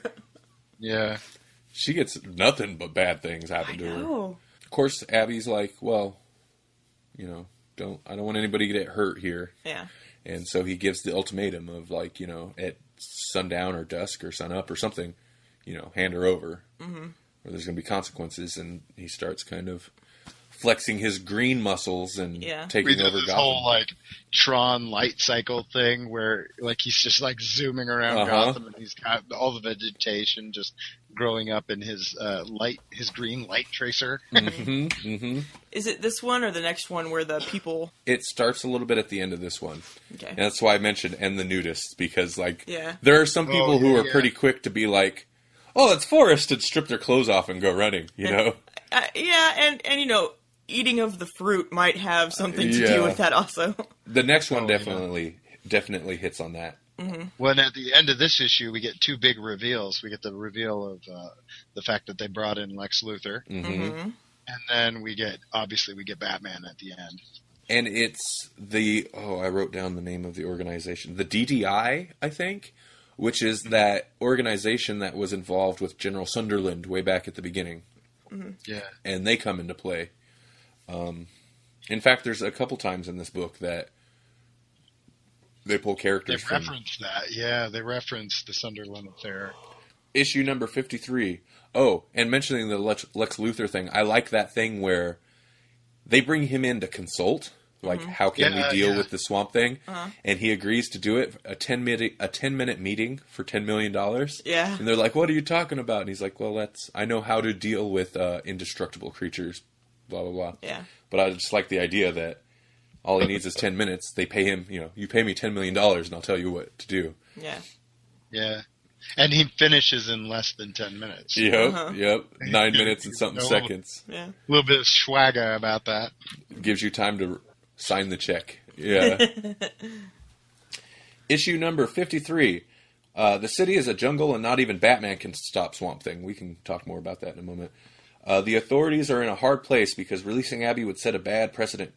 However, Batman is able to sway the lawmakers' position by pointing out that Abby and Swampy are not the only ones in a cross-species relationship, including that big guy in Metropolis. Oh, yeah. The charges are dropped, and Abby is released into the arms of Swamp Thing. It is not all roses, though, because the DDI, that dastardly organization from way back in the days of the conflict with Sunderland, still want Swampy dead.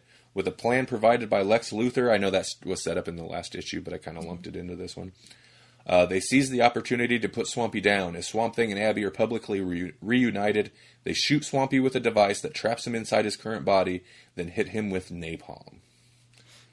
Which, that was one of the longer summaries because a lot of stuff happened in this issue. Yeah, so much. You see characters come back like that hippie guy comes back in this episode, in this issue. And yeah, you get, wow, a lot happened because you kind of see like the rise of a bunch of supporters of the Swamp Thing.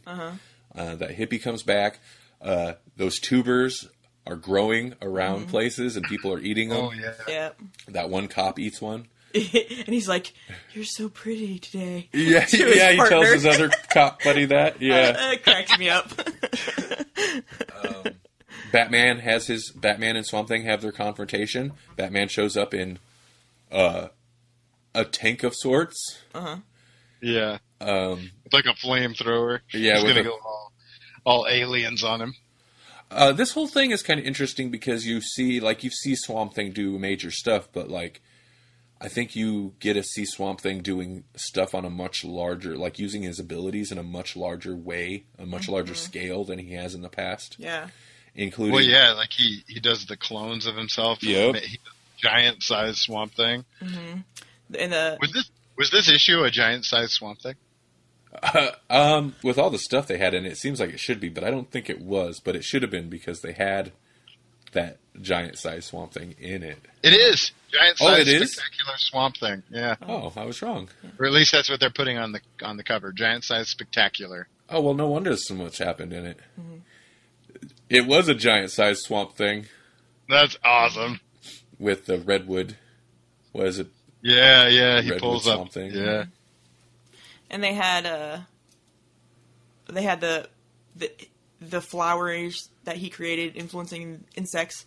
Bringing plagues of insects down. Yep. I appreciated that. And then I don't know that he actually did it or not, but where he made reference to flora in human intestinal tracts. Yeah, he and threatened. I was like, yeah, that's hardcore right there. Yeah, he brought the reality down on him.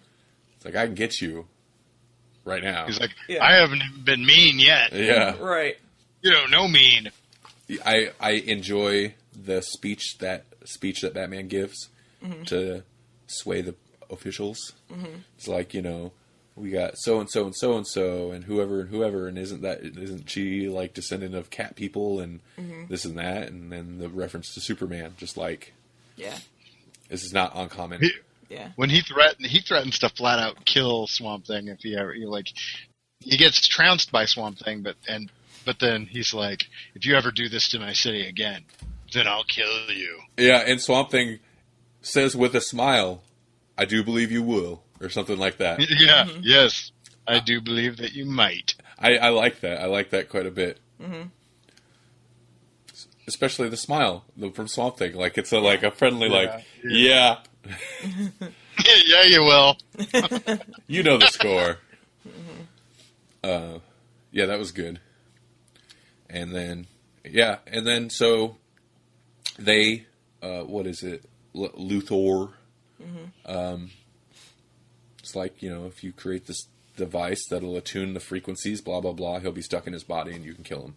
Right. But basically he can't connect to the green, hence we get Blue Swampy. Yeah. So, yeah, Blue Swampy. So it's never good. It's never good for Abby. It's never good for Swamp Thing. Yeah. Because Abby finally gets out and they start to have a nice moment, and they burn Swamp Thing in front of her. Yeah. All right. Issue 54. Abby's trying to deal with the apparent death of Swamp Thing when we discover her old friends Liz and Dennis, Liz Tremaine and Dennis, I can't remember his last name, are still alive, but in a pretty bad relationship. Yeah. When all is said and done, the rather deranged Dennis is dead. Liz, I breezed through this one pretty quick. Yeah. Because it's essentially a one-off story. Yeah. When all is said and done, the rather deranged Dennis is dead. Liz is pretty broken, and Abby resolves to let her grief strengthen instead of consume her. Mm-hmm.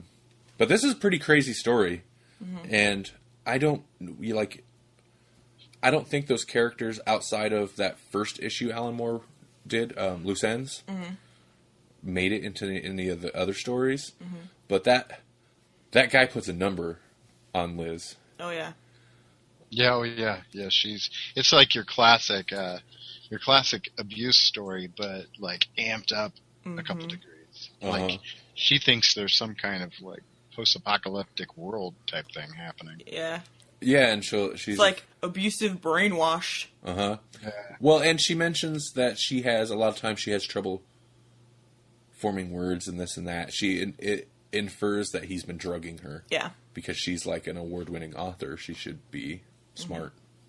But this one's cool because you see Abby being strong and on her own, and using like skills that she picked up from Swamp Thing to like read, not like supernatural skills, but skills to read the swamp and aware of her surroundings and stuff like that, and uses that to her advantage to escape this Dennis guy. The whole bit was creepy, but I liked the part where some random guy comes over and starts talking to her about he couldn't find Swamp Thing. Oh, so that's in the the hippie guy, right? Yeah, was it the hippie guy, Chester? No, that's in the next issue where they have the funeral. Okay. Oh, is it? I'm sorry. It's okay because they do. Well, it seems a little backwards, but they do this like story with Liz and Dennis. Oh, okay. And then they do the funeral story, but that's because at the end of this, Abby decided, she's not going to let the grief consume her. Right. Okay. Well, I'm sorry. She's going to be strong. So then she calls them up and is like, "Okay, well, when you're doing this, I'll come." Well, then. So let's go to that one, I guess. Okay. I'm sorry. No, it's fine. This one's super brief. In fact, I have written down issue number 55, The Funeral of the Swamp Thing. Some really good writing here, but we'll skip to the end. So we can talk about the funeral real quick. Because I liked it. Gordon just kind of goes on and on with this thing. And she just starts spacing out and having these daydreams and Swampy.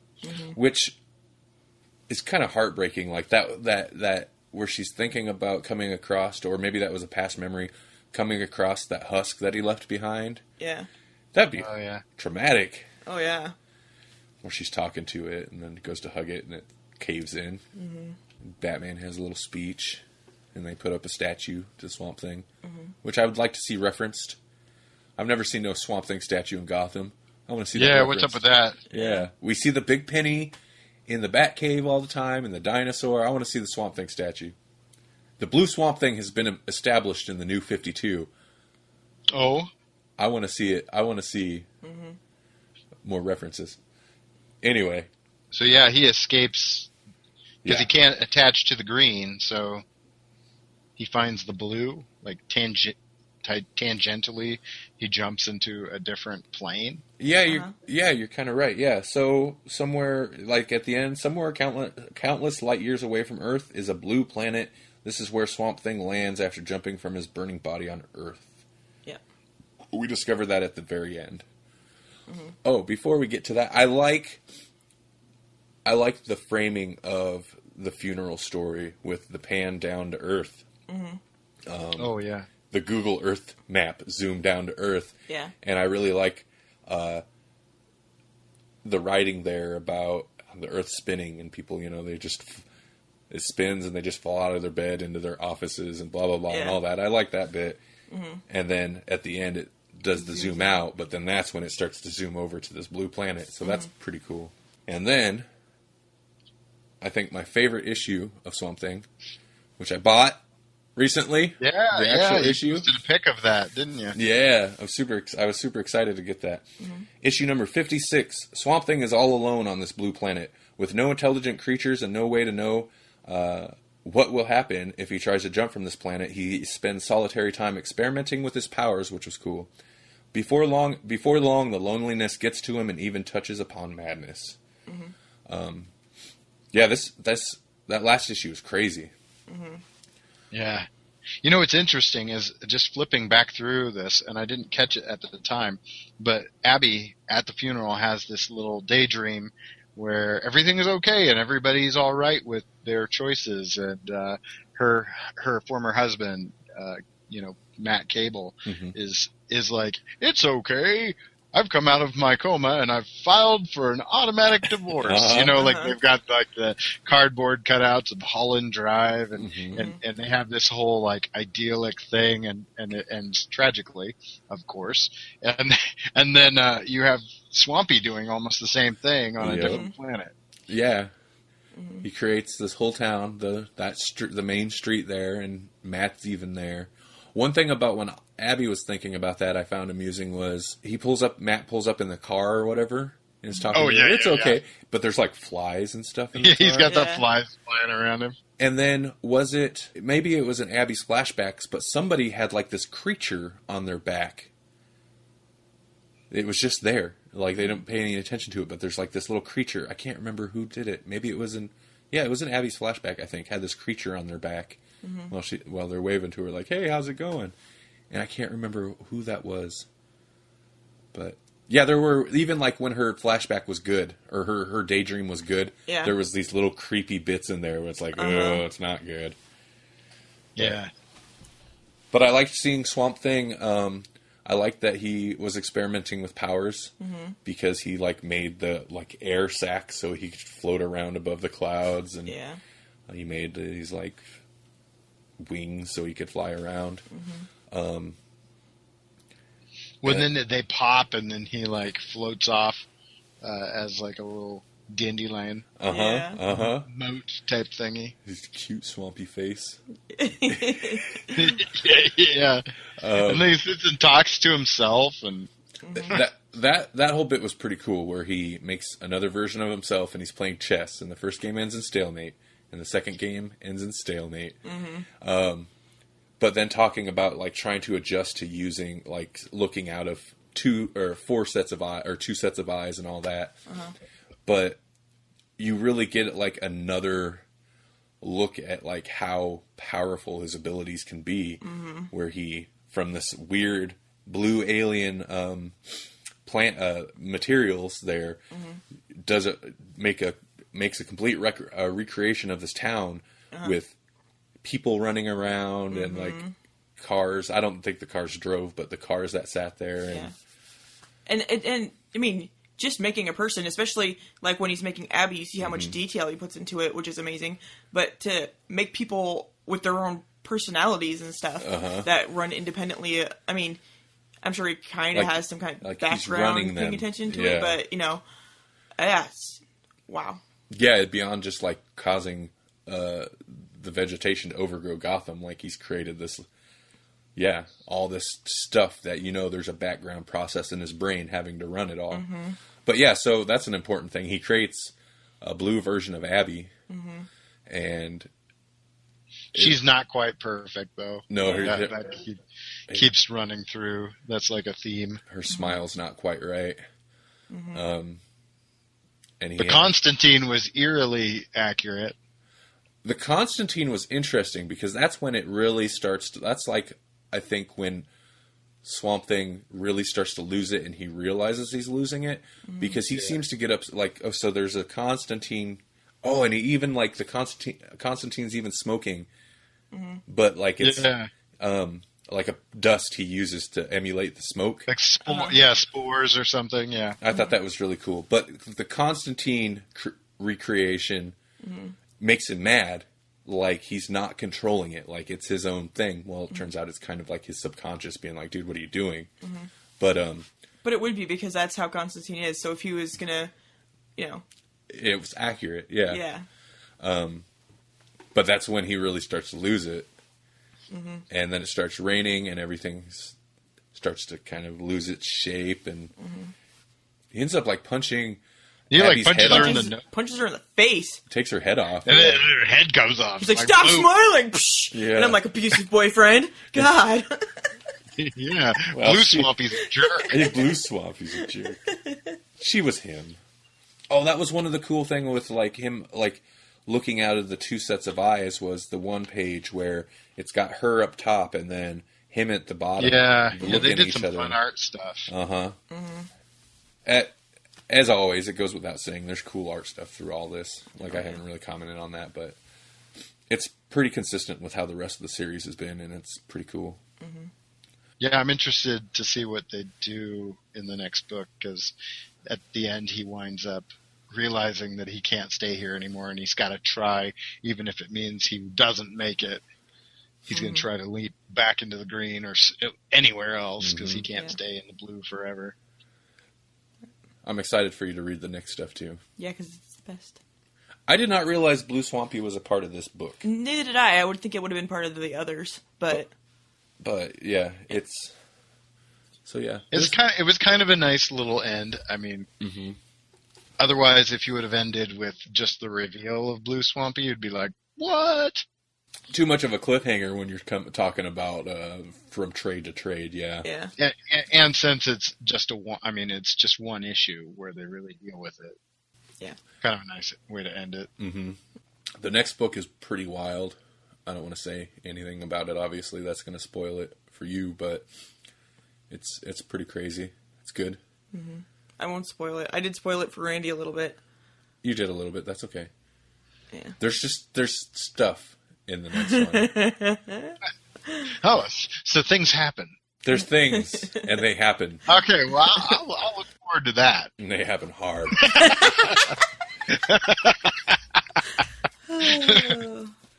I'm so excited. For what? For all of it? All of it. I'm excited for the next set of Swamp Thing. I'm excited for Saga.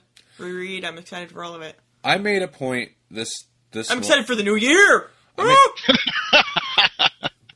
I made a point to reread Saga the Swamp Thing Book 5. Because some of the other ones we've done, I've kind of skimmed through. And I think it's obvious when we'd go to talk about them. But I'm glad I reread it, and it kind of made me wish I had been rereading them all every month or every time we do it. But it's really good, and I think I'm going to reread Book 6 for the next time, too. Yeah, me too. And then maybe move past the Alan Moore stuff into what follows, which I haven't. Well, yeah, like looking back at the last poll list that we did with Red Sun Superman, and there were things that it was like we were talking about, like the Green Lanterns. Well, I went ahead and finished it, like where I had left off in my reading. It was like, oh yeah, all the Green Lanterns are in this Green Lantern Marine Corps. And that's part of why I wanted to make sure to reread Saga of the Swamp Thing for this, because I felt bad a little bit about last month, because I think we all kind of just skimmed it. We did all right, like after finishing it, I was like, oh yeah, we did it pretty. Yeah, we did it justice for the most part. At the time of recording, it was a struggle to remember exactly what happened. But yeah, listening back to it, we did okay for sure. Yeah. Plus, it helps when there's like 4 people that remember different bits. Yeah. Yeah. Because I had totally forgotten about the time loop until you mentioned it. I was like, man, yeah, I loved that. That was one of my favorite parts. Yeah, exactly. That's one of the things that stuck out to me in that book in Red Sun. Real quick, so you guys don't think I'm crazy. I don't think it's gonna help, baby. Too late. So Melanie, for Christmas, this is something I just remembered. She got a tablet.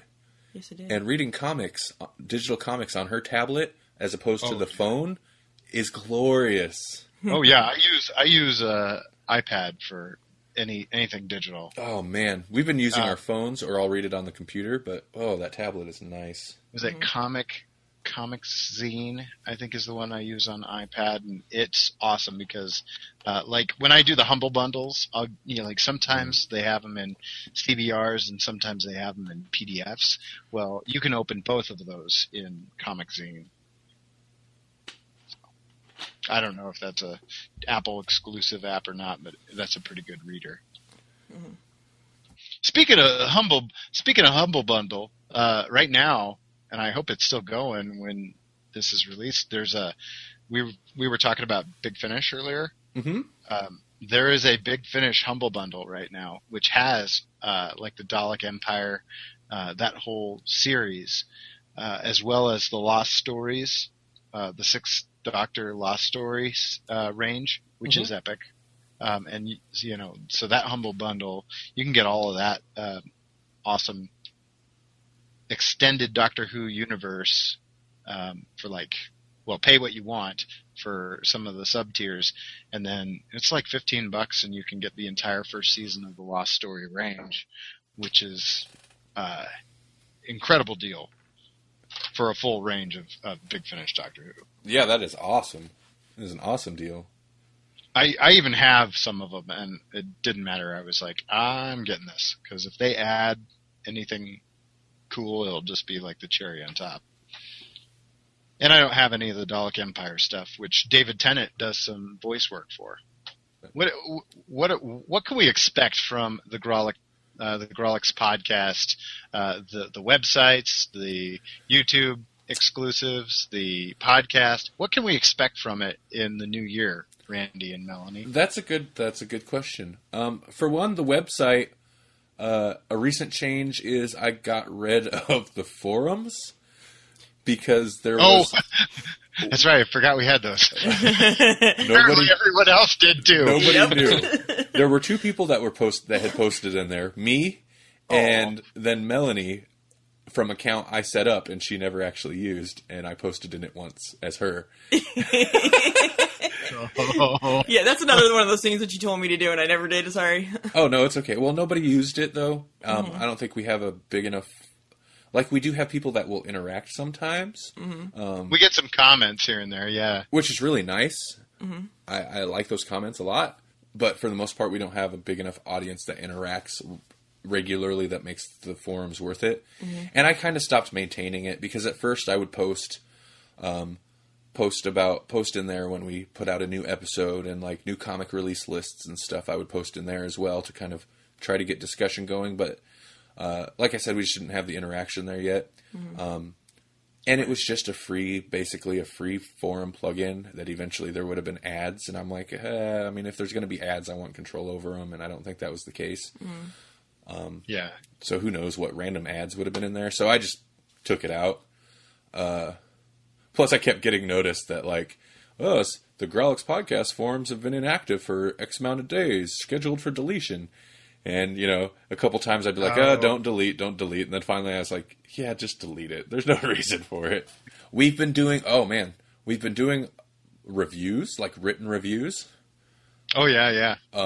So I plan on, not necessarily on a regular schedule or anything, but I plan on doing more written reviews because I actually kind of enjoy it. Mm-hmm. Yeah. When I've been doing the audio Doctor Who stuff, and I kind of like it because it helps me like process how I like each episode. Mm-hmm. Mm-hmm. Yeah, kind of work it out like with yourself how you feel about it. Yeah. Kind of a more like a deeper understanding of what I did and didn't like about it, kind of thing. Analyze it a little bit. Yeah. So I've been enjoying that. I've been enjoying reading yours, Jesse. I've been enjoying writing them. And I think it's nice to have that extra content on the site. Mm-hmm. Yeah. So people can check it out. Well, and so they can remember, the Grawlix Podcast is coming up each month. Gets you kind of excited to hear what we're going to talk about next. Mm-hmm. We will have more Grawlix nights. and they will go right into the podcast feed from now on. Mm-hmm. Yeah, that's a big thing that's happened since the last episode. Yeah, and I decided, I talked to you guys and got your opinions on it, and we decided that, why keep them as YouTube exclusive, especially since we've been getting these very cool interviews with creators and stuff. Speaking of which, is there one coming up? Not currently. I haven't heard back from. Yeah, there's that. Well, do we want to give it a shout out real quick? Yeah. Terra Kaiju? Yeah. Was it Terra Kaiju? Yeah, that's what it was. This really cool Kickstarter project that we're contacted about, and I got back to the guy, but he's probably knee-deep in Kickstarter stuff, so he hasn't got back to me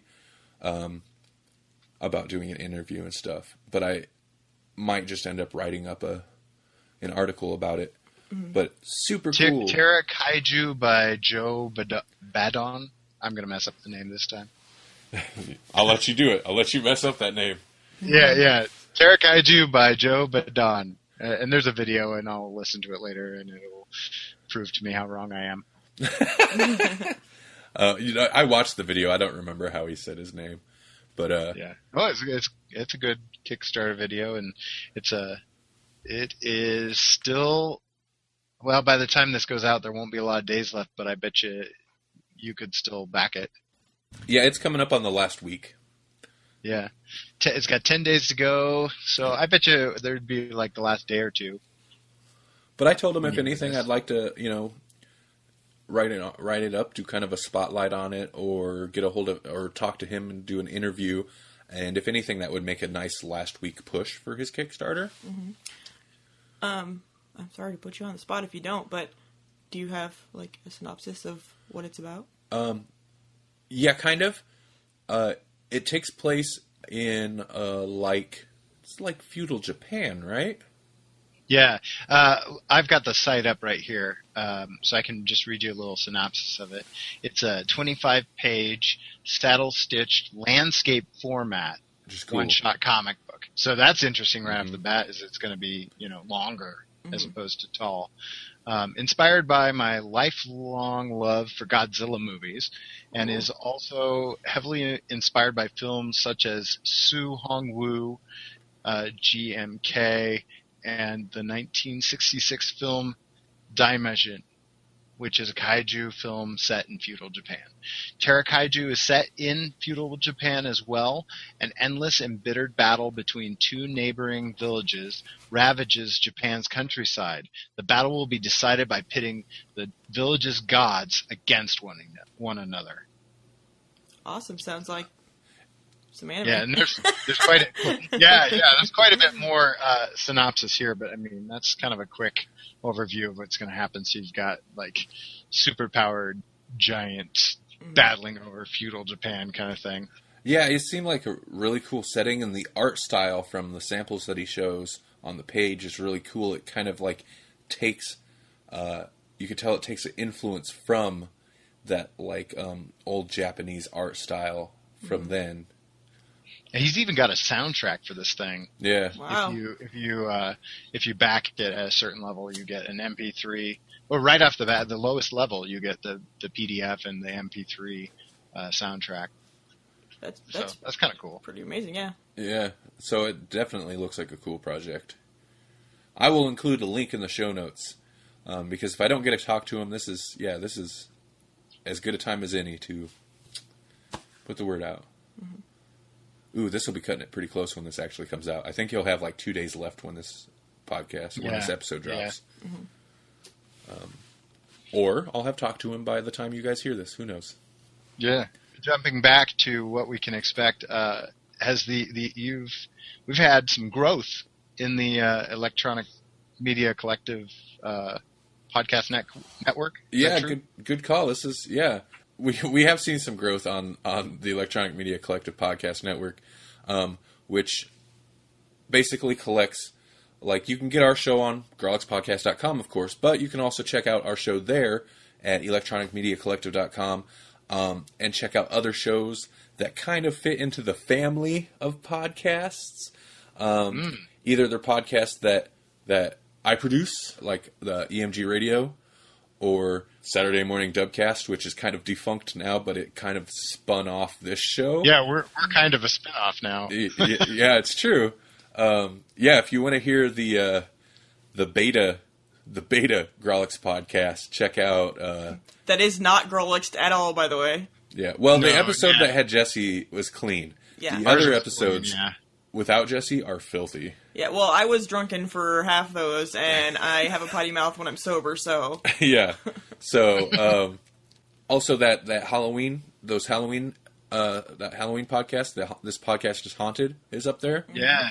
And we're all on those. There's more of those, actually, to be released. Mm-hmm. And the Technology Geek, which is not a new show, but it's a new show to the network. Mm-hmm. Is it Brandon Lipani? Yes. Is he the host? Okay. Yes. And that's a really cool show. I admire anybody. It's not always solo. He doesn't always host it solo. Sometimes he'll have interviews. Like today, as in the day we were recording, he had a live interview on YouTube, and then that will go up as a regular podcast later. But several of the episodes he hosts solo. But this guy knows his stuff, and it's all about technology. He talks about everything from like computers and technology headlines and news to ham radio and just the whole gamut of technology. And he knows his stuff. And I admire anybody who can sit down and solo host a podcast and not run out of stuff to say. Like, he knows what he's talking about, and it's super interesting. I'm looking at his About Me page right now. Mm-hmm. It's like, some other things he enjoys are music, yoga, hunting, fishing, hiking, camping, spending time with his girlfriend. Just goes on and on and on. And you mentioned the ham radio thing. Uh-huh. This part tickled my fancy because it's all in caps, and I'm like, what is that? Brandon is very involved in ham radio. He enjoys attending ham fests. Ham fests? Yeah. That is great.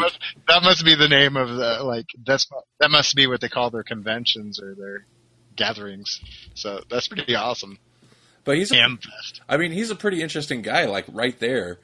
Like, he does this technology podcast, and he's well-versed in all aspects of it. Mm-hmm. But at the same time, he's a hunting, fishing type guy. Yeah. He's a pretty interesting guy, and pretty nice. But yeah, he recently joined the podcast network, so that's been cool. Mm-hmm. I've been enjoying that show quite a bit. Glad to have you, Brandon. Glad to have you on board. Hey guys, this is Brandon from the Technology Geek Podcast. You can catch all of our shows on the technologygeek.org, as well as on iTunes and all other places where podcasts are carried. We also have a wonderful blog, and like I said, we talk computers, the internet, programming, cell phones, and pretty much anything geek. So come and visit us and listen to our wonderful show at the technologygeek.org. There's been kind of a boom of these nerd and geek culture podcasts, kind of like, what's the word? Partnering? What's that? Like reaching out, or like reaching out and partnering together.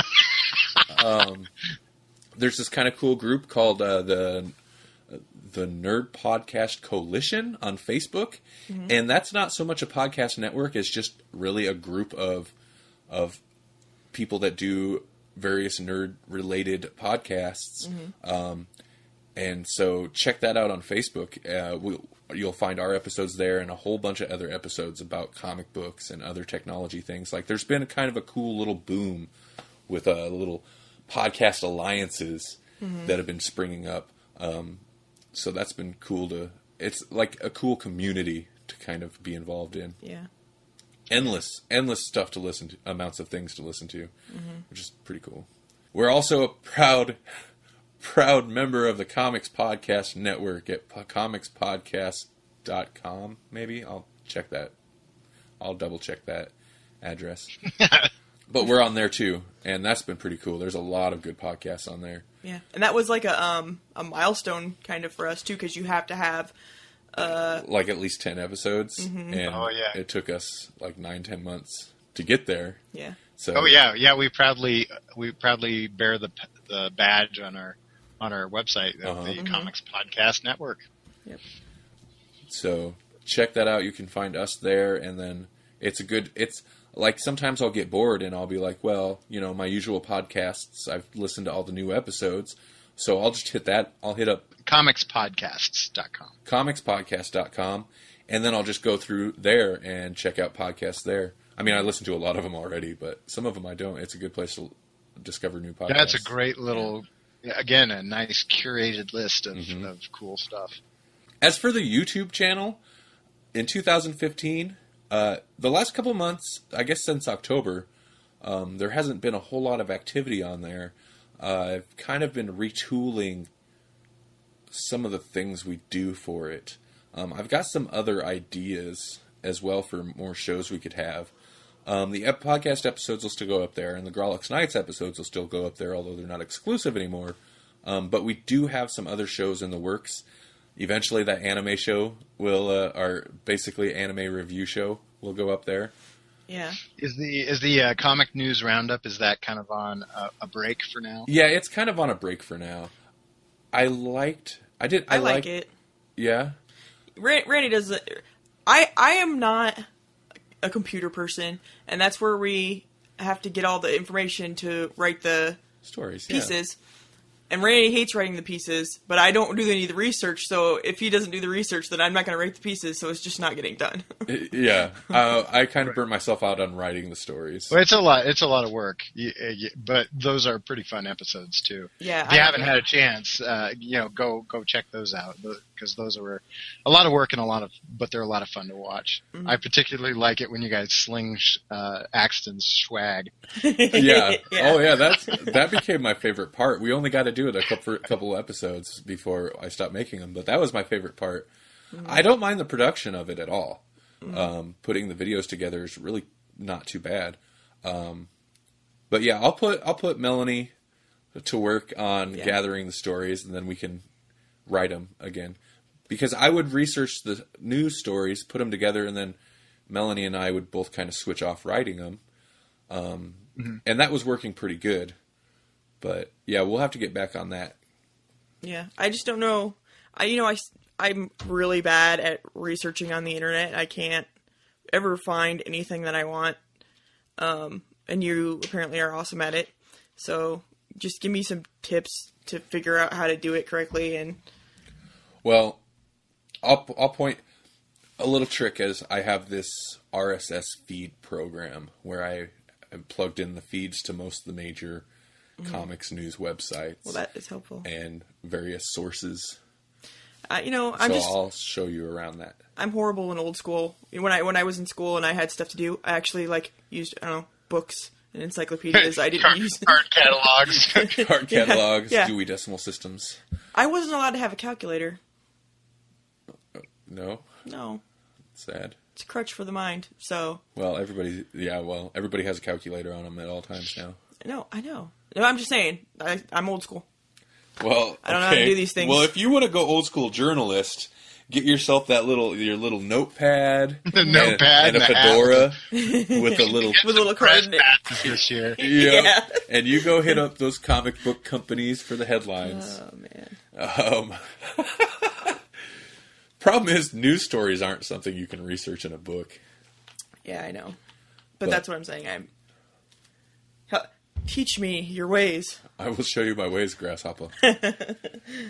Then there will be more comics news roundup, which I very much enjoy. I was thinking about doing something. I'll just kind of shoot the idea here. Basically, like new comic book picks, where because on the website every week I post the new comic book release lists. So usually it goes up Friday evening. The new release list for that following Wednesday. So I was thinking maybe we could just do a little video, pick out 2 or 3 of the books coming out that we're excited about, and just kind of do a little highlight once in a while of the new comics coming out. That was kind of a show idea I was kicking around. And then so like a recent reads almost type of thing, or like a recent reads from in the future. Yeah. like, and we can't do spoilers or anything, so we can't talk about it, but I was like, yeah, that's kind of awesome, because there's a lot of times when I'm reading a comic and then it gets to kind of a cliffhanger, and I'm like, when is this new book coming out? I'm so excited to find out what happens in this new book. Well, yeah, and that was kind of my thought, because then we'll take a look at what's coming out in the next week and be like... Or issue, I suppose, not book, but yeah. Yeah, what's coming out in the next week, and be like, just record a little blurb of like, well, this is coming out, and this and this and this is coming out, and I'm super excited for this because there's a cliffhanger, and the story's getting really good in this series. And maybe we can use, like, great phrases like, and the exciting conclusion, We can always use phrases like that. Meanwhile... That reminds me of the Batman 66 comics, that Lost episode came out. And yeah. Now I just need to have time to read it. Okay, I was going to say, I haven't read that either. But, yeah... I was going to see if you had read that. Oh, man. Damien's back. I know. Batman. I have been thoroughly impressed with all the main Batman series as of late. Yeah. As crazy as, like, when you put down, like, if you look at, like, the events that are actually happening, it all sounds ridiculous. Mm-hmm. But, like, it's been handled so well. Joker's back. Yeah. Damien's back. The last chunk that I read... Because before that, I was kind of like, But, yeah, the last chunk that I read was all really good. Mm-hmm. Well, because they're back in present day again, right? Yeah. Well, Batman had been doing the 0 year story which is kind of like the new origin story for Batman for several months. Batman and Robin had just kind of been plugging along. But without Robin, obviously. And so they've been doing the alternating, like, Batman and Two-Face and Batman and whoever. Yeah. But then the Robin Rises story started. And that actually, as like... When they killed off Damien, you knew he was coming back. Like, it's comic books. You just know he is. And look who his grandfather is. Yeah, exactly. I mean... Yeah, that was... Yeah. So tailor-made. But it's always also kind of like, oh, how are they going to do it, Yeah. And not to say it's, like, amazing, but I've really enjoyed the journey that the book has taken. Because when Peter J. Tomasi's been writing Batman and Robin since the beginning, and when he's firing on all, like, when his books are on all cylinders, they're excellent. I mean, there will be occasional dips here and there, but for the most part, Batman and Robin's been consistently good since the beginning of the New 52. And that's the book that they brought Robin back in. And a couple of one-shots that he also wrote. But it's been really good. And Scott Snyder is always pretty awesome. They brought the Joker back and have been doing very weird stuff, but it's like cool. They gave him his face back, right? Yeah. He just got his face back.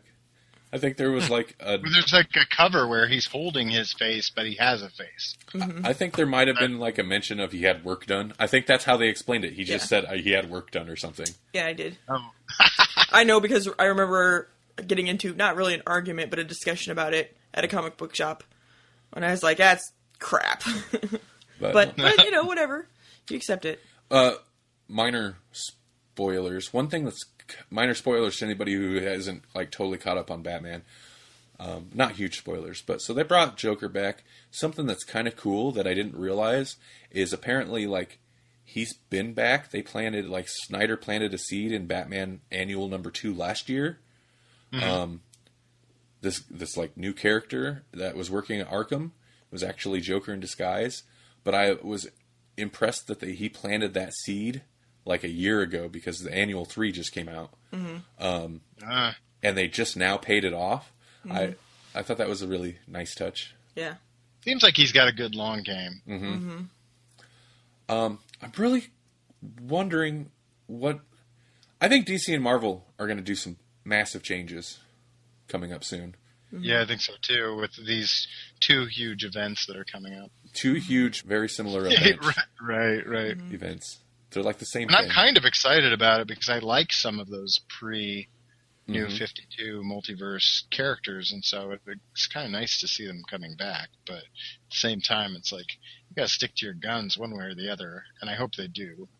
Well, they canceled a whole bunch of DC canceled a whole bunch of their current 14 series. 14 of their current series are getting canceled. Swamp Thing being one of them, and that's the one I'm obviously most upset about. Yeah. And then they're going to come back with. They announced which ones are coming back, and of course, it's the Batman ones and the main staples. Is the Canadian Justice League done? Justice League United. Yeah. I'm not sure.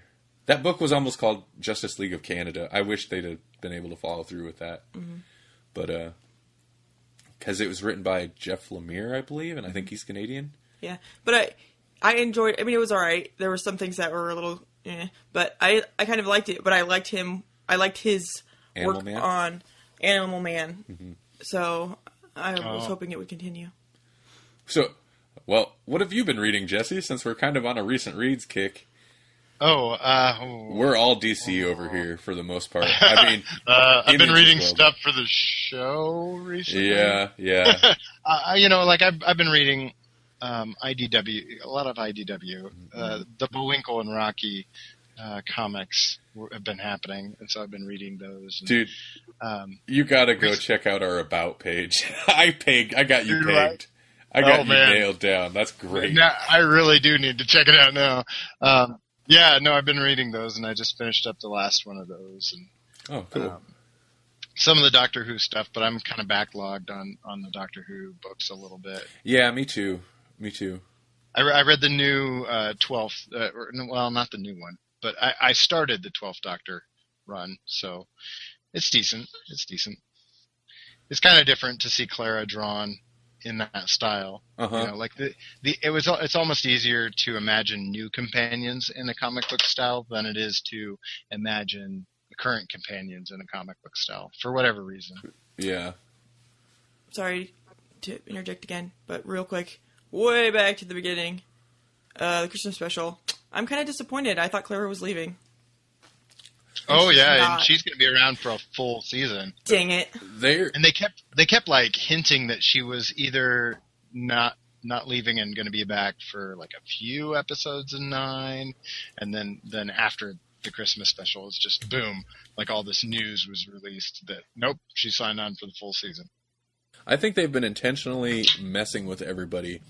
I think so too. Even like the news and rumors that slip out, I think have been misdirects a lot of this season. Yeah. And I mean, I'm better with Clara than frickin' Amy Pond, whom I can't stand. But I still don't really care for her that much. She's going to be in Kansas City. She's going to be at Planet Comic Con. Yeah. Are you going to go see her? No. I don't have the hatred that you have for Amy Pond. I know. I kind of understand where it comes from. Like why? What about her irritates you? But I don't. What about her doesn't irritate me, baby? Well, okay, yes, but I don't mind her at all. I like Rory though. Rory's great. I know you do. Ooh, Rory. Yeah, it's kind of a trade-off. We get Amy. We get Rory via Amy. So. Yeah, I know. He's too good for her. He's too good for her. I think that's how we're supposed to feel about it. Yeah, I know, but...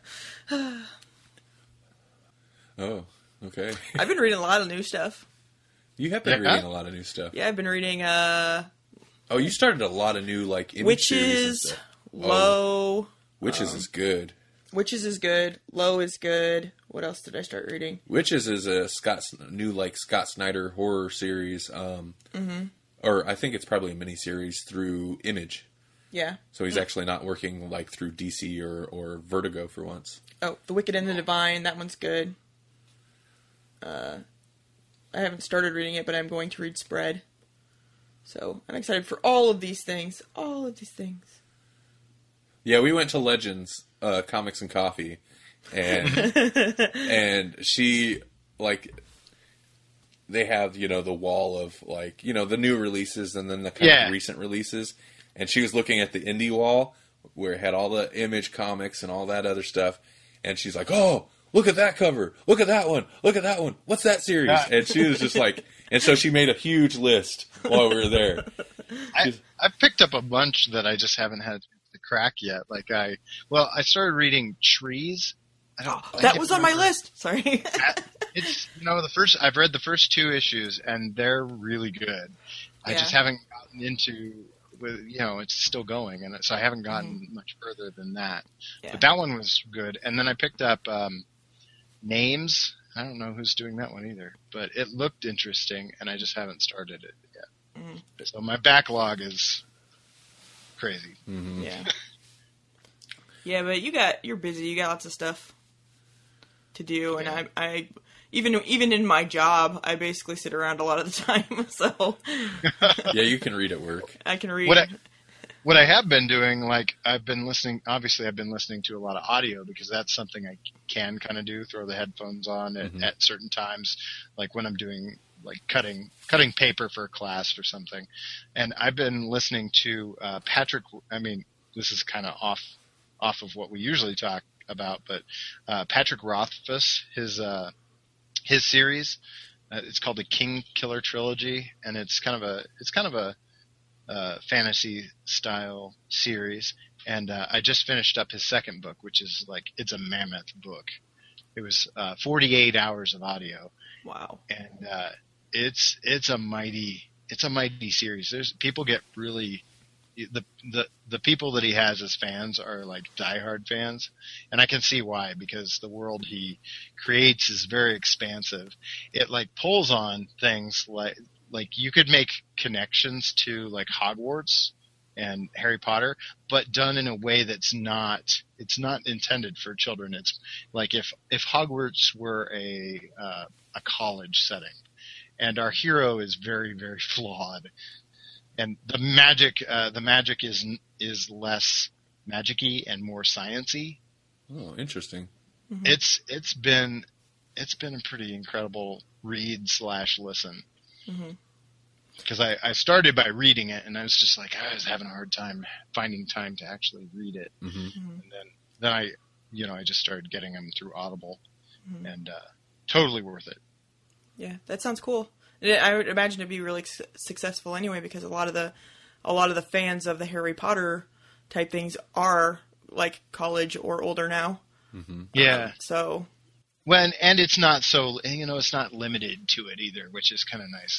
Harry Potter's whole world always revolved around 2 or 3 locations. Yeah. And this, he's got a more expansive world, and the character is a thief. He's a musician. He's an actor. He learns how to fight in this most recent book, and you get to explore a whole new area of the map with a different culture, and it's pretty cool. Yeah, sounds good. I should listen to more audiobooks and audio plays. I listen to a lot of podcasts during the day. Mm-hmm. Been listening to a D&D podcast lately. Yeah. I'm almost 40 episodes into the Critical Hit podcast. Yeah, you were talking about that. You mentioned it earlier this week, I think. Yeah, it's pretty good. Where I'm at, I'm on 30 or 40 something, and I think currently they're in the 200s on their episodes, so I'm a couple years back. Mm-hmm. And they're playing 4th edition. Mm-hmm. So some of the rules are different from the newer one, the 5th edition. But it's a good series for new people who aren't familiar with it, because they do start, the one guy doesn't know anything about how to play D&D, and they start with him. And so it's kind of teaching him as they go. But it's a lot of fun. It's a lot of fun. So do they basically record their playing sessions or something? Yeah, they record. I don't know how often they have their sessions. It seems like every month or couple months, but they record their play sessions. I'm going to guess they probably play for 4 to 5 hours, but they break it up to usually around an hour-long episode.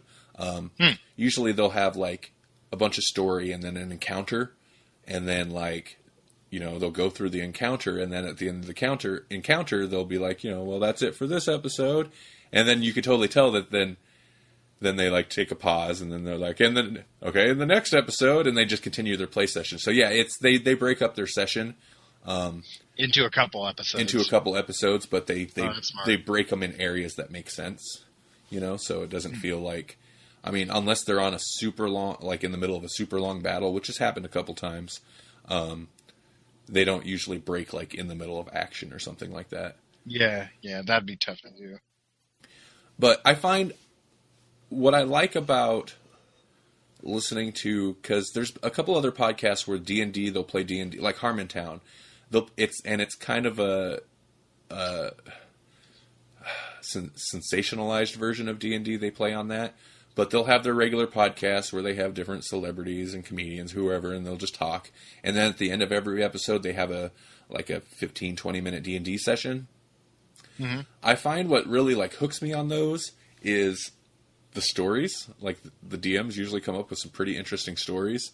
The combat is not the most exciting to listen to in a podcast. No, because it's just dice rolling and I'm going to move 5-foot step this way. And yeah, and the guys that are playing can, like, if it's depending who's on the podcast, can make it fun. But usually, I'm excited to hear like where they take the story next. Sorry, Melanie I don't think she meant to, but she made a really funny face. Yeah, I didn't mean to. I'm sorry. Were you going to sneeze or something? No, I was trying to yawn with my mouth closed. That's really funny. But yeah, so I've been listening to some D&D podcasts. Those are kind of fun. Cool. I guess that's it. We could probably wrap this thing up pretty soon. Yeah. It's been really random. Uh-huh. But I think it's a good episode. Yeah.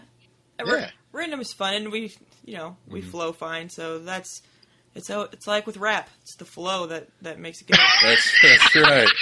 It's the flow. It's like rap. It's our slogan.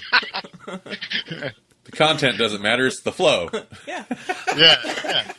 And that's how we wrap this up. Oh. Well, it's that time of night. Melanie looks like she's ready. However, I'm movie prepared. quotes. This is Randy. Nobody puts Grawlix in a corner. This is Melanie. I'm a Grawlix. I'm not the Grawlix. I don't think. And this is Jesse. Do or do not. There is no Grawlix.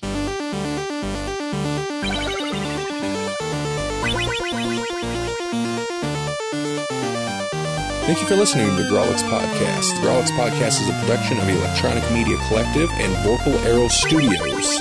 This podcast is released under a Creative Commons Attribution, Non-Commercial, No Derivatives 4.0 International License. To hear more, visit GrawlixPodcast.com.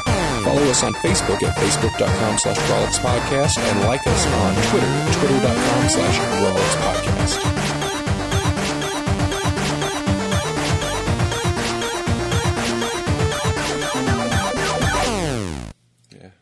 Sorry. I'm feeling a little spacey. Woo, spacey. Mm-hmm. I'm gonna cut that. Don't worry. You're not. I am gonna cut that. That's the after credit scene right there. Okay, I can make it. I can.